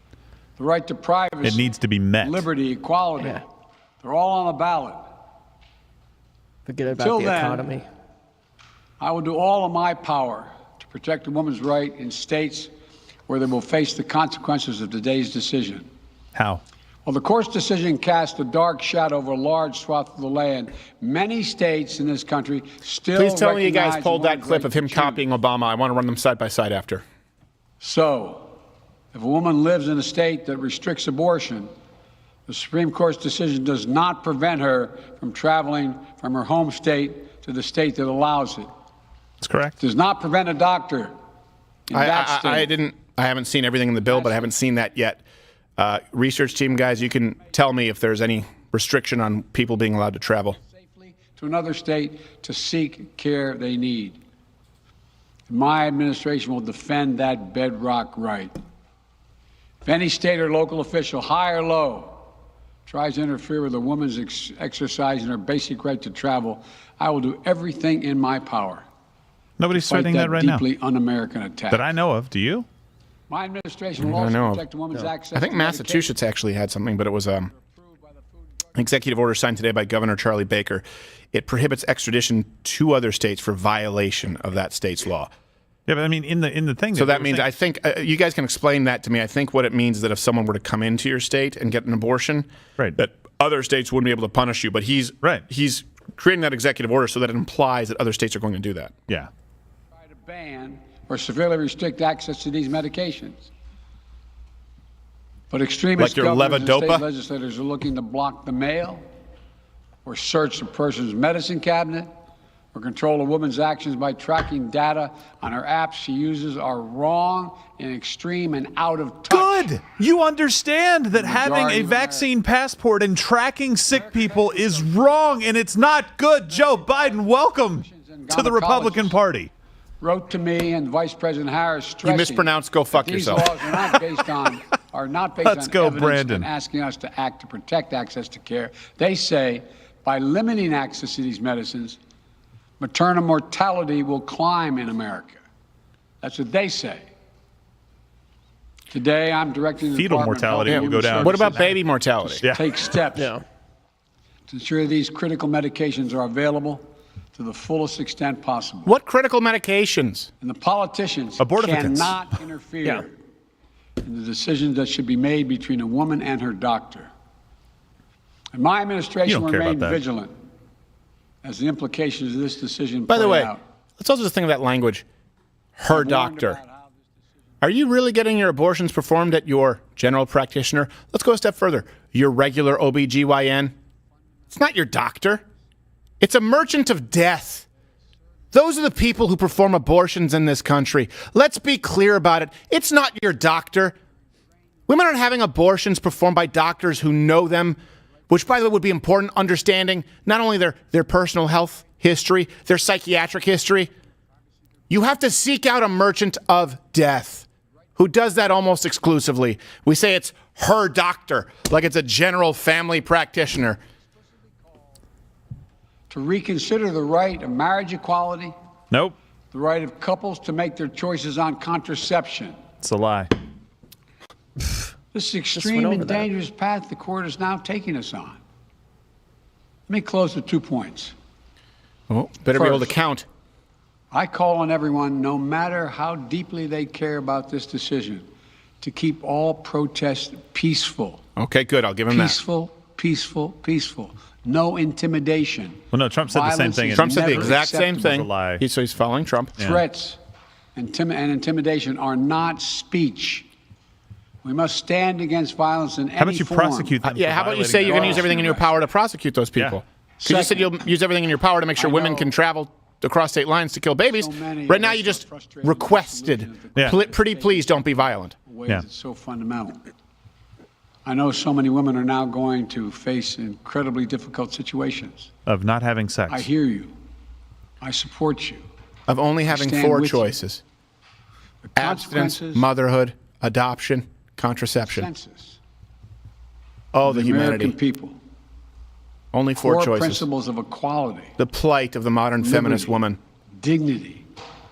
And the stability of the rule of law. Yeah, because there's nothing more dignified than forceps up your snatch. With this decision, the conservative majority of the Supreme Court shows how extreme it is, how far removed they are from the majority of this country. That states can create their own laws. It made the United States an outlier among developed nations in the world. Expected to do that? But this decision must not be the final word. It is the final word. Deal with it. My administration will use all of its appropriate lawful powers. But Congress must act. Good luck. And with your vote... Wait, are you saying that the justices who were appointed by a democratically elected president are illegitimate? Is that what you're saying, Joe Biden? I just want to be clear. Because the people elected Donald Trump, right? And Donald Trump had the right to appoint these justices. Are you saying that was illegitimate? It can't be the final word, that we will go against this court? I just want to understand. Are you saying that the people's representatives, the elected officials of Texas, are illegitimate? Sounds like sedition to me. Help us out. Sounds a whole lot more seditious, if that's a word, than, check the voting records for that 165,000 vote flip that took place in 20 minutes in Wayne County. Sounds a whole lot more like questioning the institutions than just saying, I don't know. There seems to be something fishy with the poll workers and a pipe breaking. I would talk about voting machines being, open to attack, but I would be quoting Hillary Clinton, and I would be quoting Democrats pre-2016. Amy Mediocre Klobuchar, yeah. I wouldn't want to do that. Jimmy Carter, yeah. I wouldn't want to raise concerns about the legitimacy of elections because I would be quoting Democrats. Right. I don't want to do that. Or there was that film, I forgot what it was called, something blockchain that existed in... It was on HBO. On HBO, where the guy literally hacked the Georgia Dominion voting machines and bitched about those machines. In front of them. And in said, front of them. Do me a favor. You go vote for your candidate. And he flipped their votes. And then afterwards he said, oh, no. It seems like they fixed it when he was talking about the 2020 election. People said, how did they fix it? Are they still using the same machines? Yeah. He said, yeah. But I wouldn't be able to hack it now. They're like, well, why don't you let us try? No. Go watch it. Go watch blockchain. The point is this. I'm not saying that I certainly can verify all of these issues. I'm not saying that. What I am saying is, well before this election, you had commissions on election integrity. Jimmy Carter, Elizabeth Warren, Amy Klobuchar. Hillary Clinton, I believe, was involved in one capacity or another. You had documentaries that existed where they were hacking Dominion voting machines. So the idea that questioning it is sedition, whereas this man just said that these Supreme Court justices, who, by the way, it entirely went through a process that has historical precedence, right? It was people elected a president, he appointed justices. That's how it works. To say this is extreme and I'll go against it. Also, people elect their own state representatives and they have the right to make these decisions. To say I will do everything to stop them, I don't know. That seems a whole lot more severe to me. Yeah, it does. So put this in context with what we already know, right? So he's saying that, right? That these guys are illegitimate. He also is the same president who did not ask his Justice Department to enforce the law about protesting in front of a justice's home to try to sway their opinion, which has been going on since the memo was leaked in May. Yep.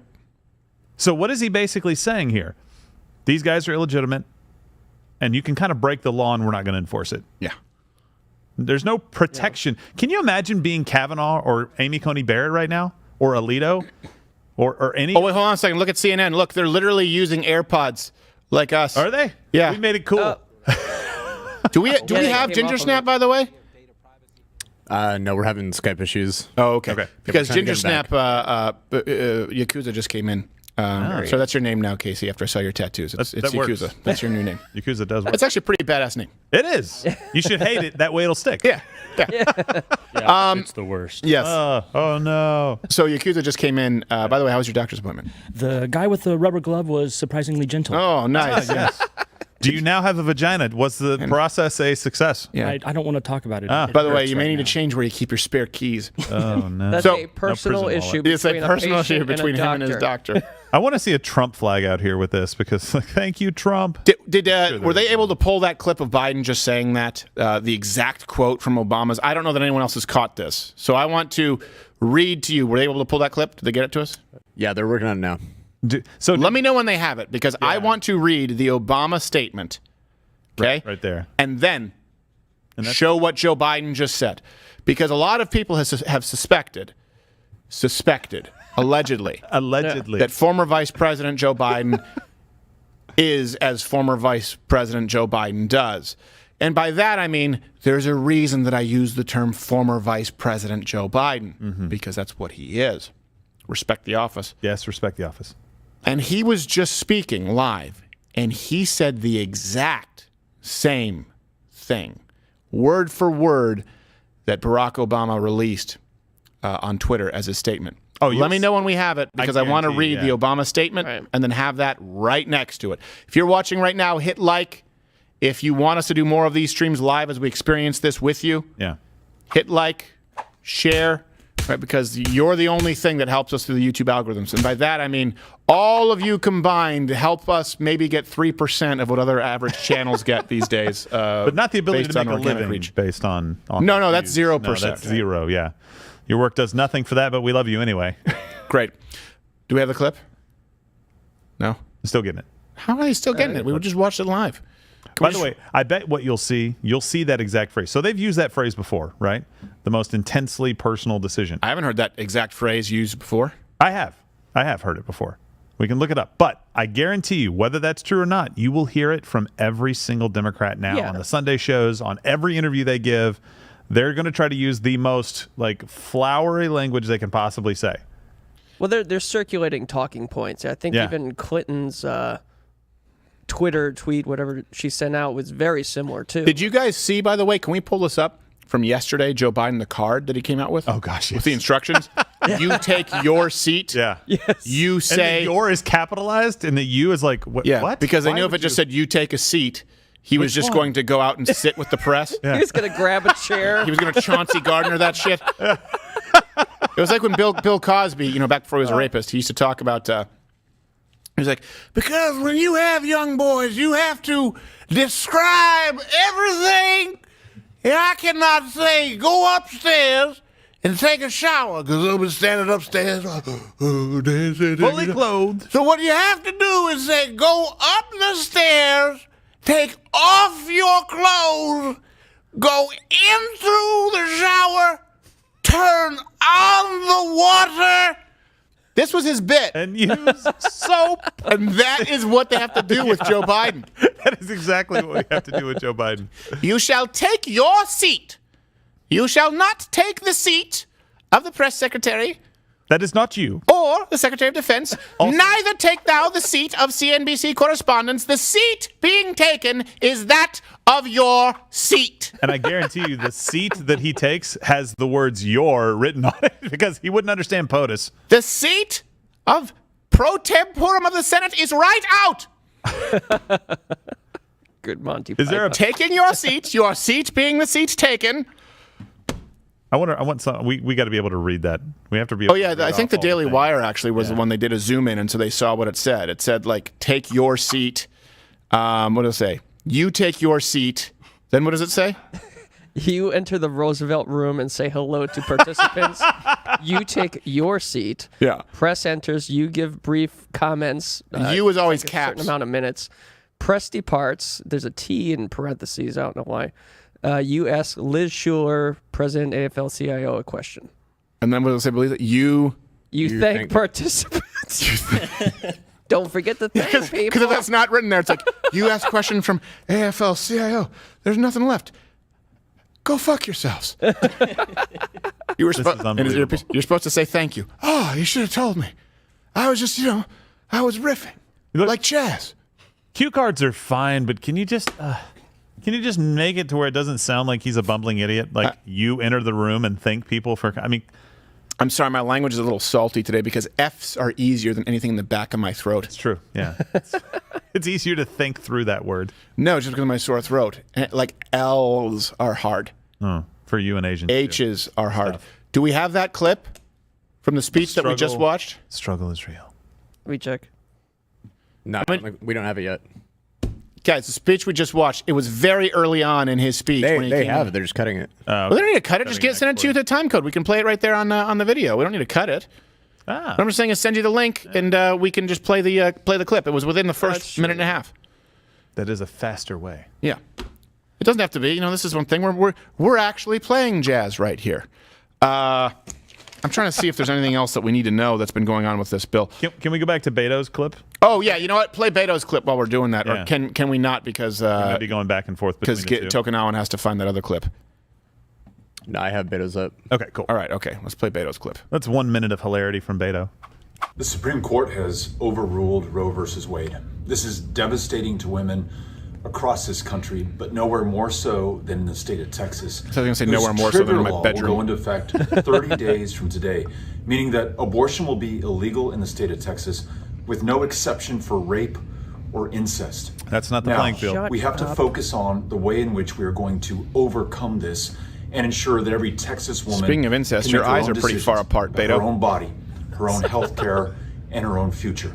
The only way to do this is to win political power. We must win on the night of November 8th. I need you right now in this race with us. So that I can stay somewhere other than La Quinta. Every single voter across the state of Texas and ensure that they understand what's on the line. It's a woman's right to choose, and it's the very lives of Texas women, a state that leads much of the developed world in the rate of maternal mortality, 3 times as deadly for black women in the state of Texas.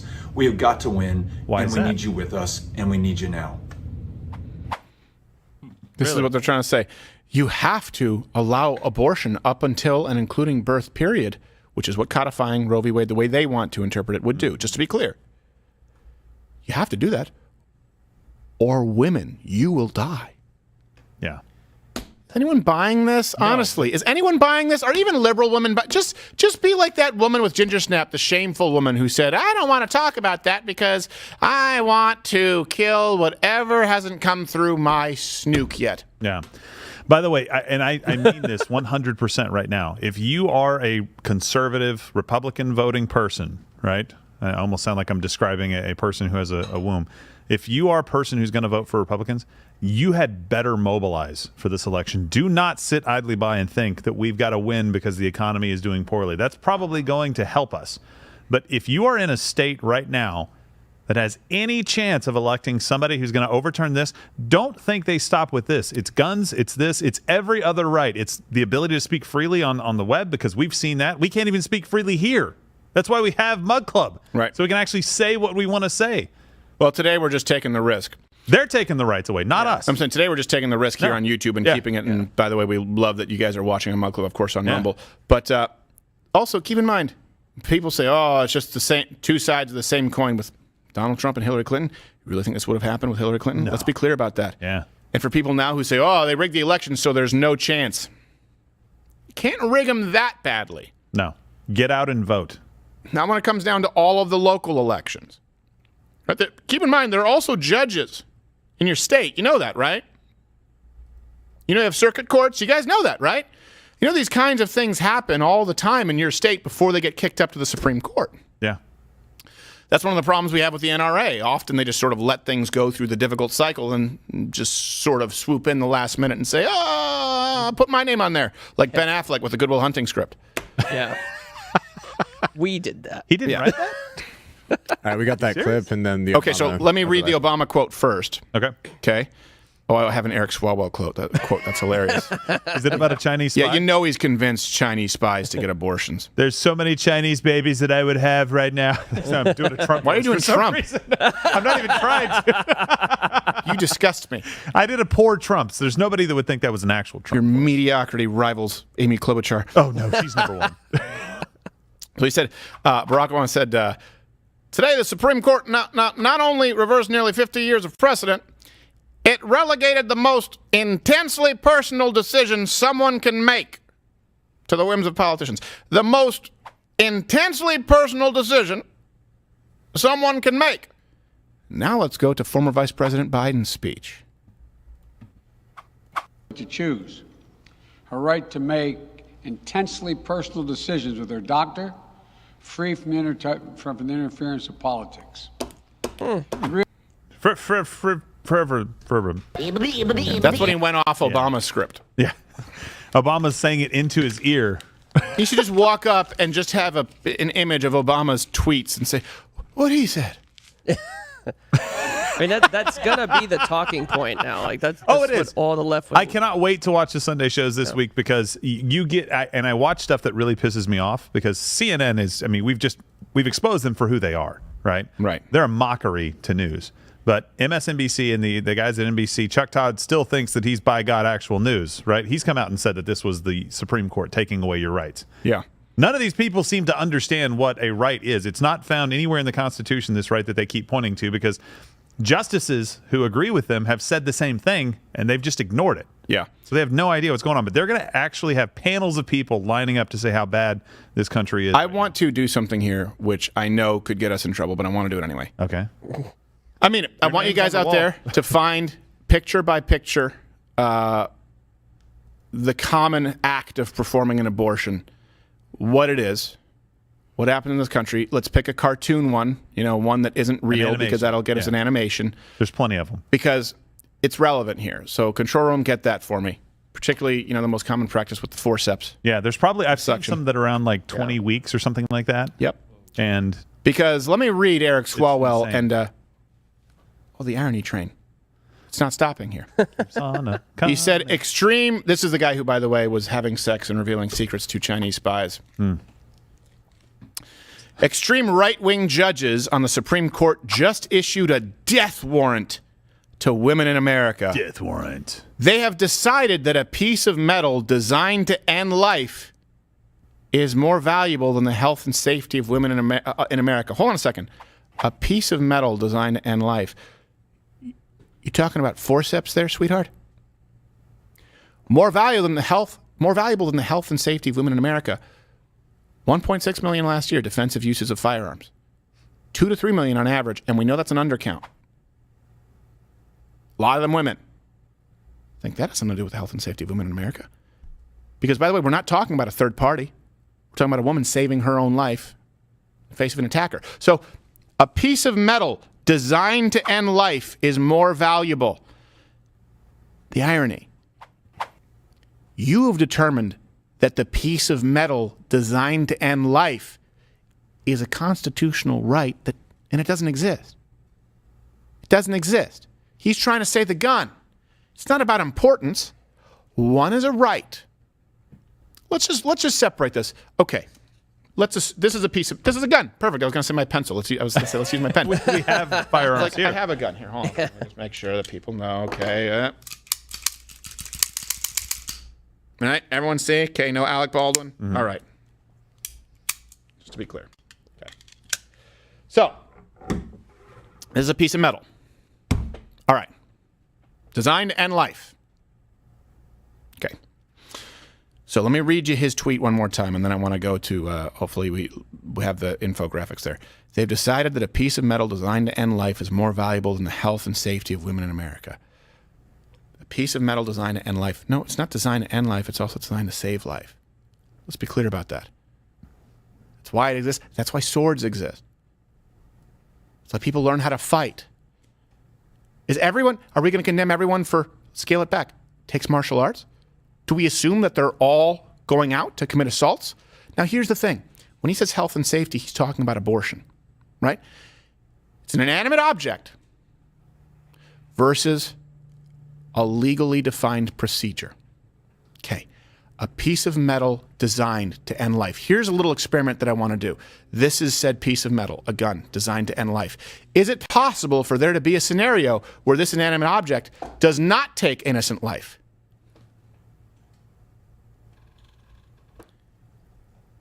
End life, Walther, PPKS, go. Do it. Hold on a second, it's going to get to it. Okay.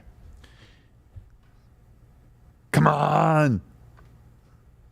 All right, so that inanimate object there designed to end life seems that it's not a requirement. Seems that it doesn't end life unless I go through a procedure to take someone's life. And by the way, it can end the life of someone who would cause mass damage to other lives.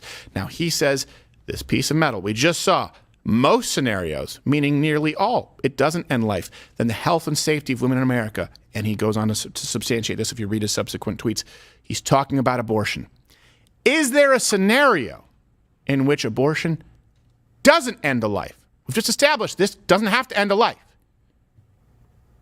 Is there any scenario in which the process of abortion does not actually end a life? Do we have the infographic? Yeah. I sent one too, just in case. I knew somebody who had tweeted.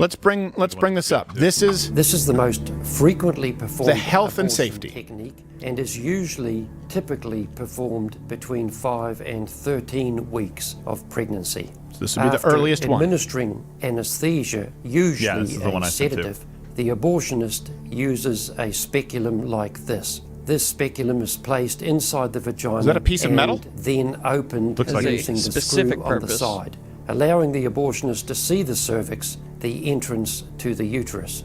The cervix acts as a gate that stays closed for the duration of pregnancy, protecting the baby until it is ready for birth. Got to remove that protection. The abortionist uses a series of metal rods called another hunk of metal like these, which increase in thickness and diameter, and the abortionist inserts them into the cervix progressively to dilate it, gaining access to the inside of the uterus where the baby resides. That's 11 weeks. At this stage of pregnancy, the baby has a heartbeat, fingers, arms, and legs, but its bones are still weak and fragile. After the cervix is dilated, the abortionist will insert a suction catheter similar to this. This is a clear plastic catheter, firm, which has a hole through which the contents of the uterus are sucked, and these contents are dragged down and into either a syringe of this nature. All right, so I think the point is made here. There's that hunk of metal. Here's another hunk of metal. By the way, Toolman, I think you have a hunk of metal on you right now. I think everyone in this office consistently does. Has never ended a life. None of these firearms. I gotta say, there's got to be at least 15 firearms in this office at any given moment. At least, yeah. Probably more. Yeah. Call it 20 is a conservative estimate. Not one of them has ever ended a life. There has never been a health and safety procedure known as abortion that has not ended a life. Using hunks of metal. Yeah. Well, unless it was on accident. Yeah. Right. Like, oh, we accidentally. Yeah, it survived, in which case Governor Ralph Northam, former governor, would say, well, then we would allow it to be born and see what we want to do with it afterwards. Yeah. And I mean, just so you know, if you watch the rest of that video, I'll just briefly tell you what happens. That thing starts, so this is 11 weeks, right? Let's say that you think, oh, okay, I didn't know. Like, sometimes it takes women a little bit of time to understand that they're actually pregnant, to take a pregnancy test, to see that they've missed, maybe wait a couple of weeks after that. I understand that. This is 11 weeks. This is probably a pretty good approximation of an early abortion, right? About as early as you can get. Maybe you can shave a few weeks off of that. They turn the suction machine on, limbs start pulling off. Mm-hmm. We have that part if you want to see it. Of that body start being pulled in. Now, you can see this, and again, this is an animation, thank God, but you can see what's happening. All right, let's show it. Sorry, guys, I know some of you don't like this, but this is the reality. If you haven't seen it, if you don't know, and I'm always kind of amazed if people don't know, but again, this is the most common procedure. because it's the procedure that's necessary as early as possible. It's about as good as it gets. It's about as good as it gets. Right? And that is terrible to say. All right, let's show it. Has a force 10 to 20 times more powerful than the usual household vacuum cleaner. And using this technique, the baby is rapidly torn apart by the force of the suction and squeezed through the tubing, down the suction tube into the syringe or That's what you're trying machine. to defend. At 11 weeks. Do it at 20, 24, 30, 35. 24 is Massachusetts, which we just talked about. 6 months. 6 months. I cannot believe that we're not having an honest conversation about this in this country. It's not a woman's right to choose. They can't have an to honest kill. conversation about it. They cannot have once you have an honest conversation about what the process is, about what abortion is, the left loses. So that's why they have to obfuscate. That's why they have to say, I don't want to. Every single abortion activist who we had Ginger Snap ask could not answer the question. Yeah. Well, I don't know, and I don't want to talk about that. I wonder why. Wonder why the president doesn't want to talk about it.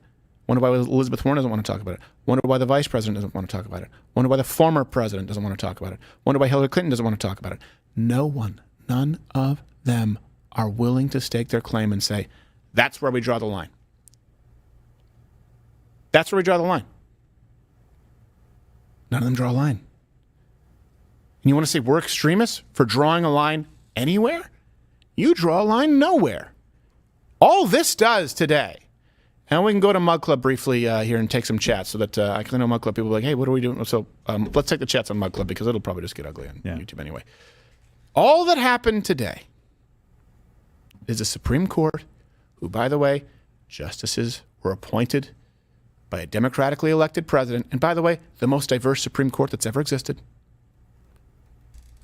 More women and black people involved in this decision than Roe v. Wade before. The Supreme Court just said, hey, this is something that should be left up to the local democracies of the state. That's not how democracy dies. That's how democracy flourishes. That's how a constitutional republic flourishes. And not only that, it's just a step in the direction. I'll be honest, my bias, I think it should go much further than this. It's just a step in the right direction, just even compared to Europe, compared to every other country outside of Canada that have far stricter abortion laws. And by the way, they don't have Republicans. They don't have conservatives. They have liberals and extra liberals in Europe.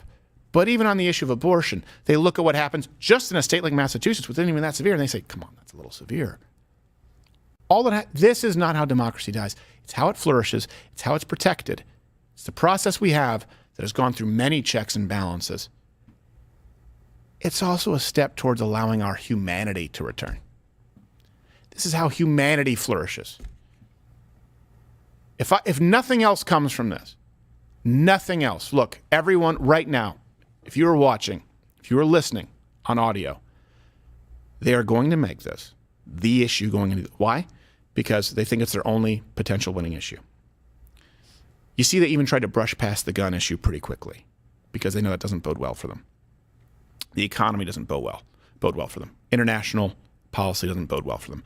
They're thinking, well, we can use the abortion thing because, just as Joe Biden tried to say, it's extremist, right? They just stripped you of your rights because they think this is their only chance to set a narrative and lie to you. And the reason they expect that is because abortion is so ugly that even the advocates for it look away at the process. They don't really want to know what it is. So, this is my call to action to you. And it's very, very simple. What you need to do, this is the only issue that they think is their winning issue. We've already won the economy issue. You can kind of do remedial, right? If you say inflation before Ukraine, they'll go, okay, yeah, I understand. Yeah, it's been pretty bad, right? The approval on the economy is in the low 20s for this former vice president. Give them remedial on that. And then when it comes to abortion, your job is to educate them on the lie. That's all you need to do. What they think is their only winning issue, this election, you make their Achilles heel. And you do that by simply telling people the truth. You tell them what this law is, that states can do whatever they want. and you tell them what abortion actually is. A fetal chart helps. Sending them a link to something like that video helps. That's your job. Today, this is not something that, unlike spineless Republicans, they think it's a political liability. This can be turned into a tremendous winning issue. That's what you do going forward. Then there is no quarter politically for them to win going into November. And you better vote. You better vote, because I know it's not perfect. Underestimating your opponent is a cardinal sin.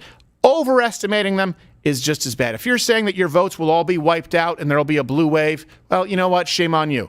Vote and turn this one issue today, this historical landmark, as I think Amy Klobuchar said, a day that will live in infamy. They're always trying to look for some speech. Booker, this is like my I am Spartacus moment. No, it's your I'm a douche moment. Just educate people. This does not have to be an issue we shy away from. Lean right into it. All right, YouTube, we're going to discuss this more. You can piss off.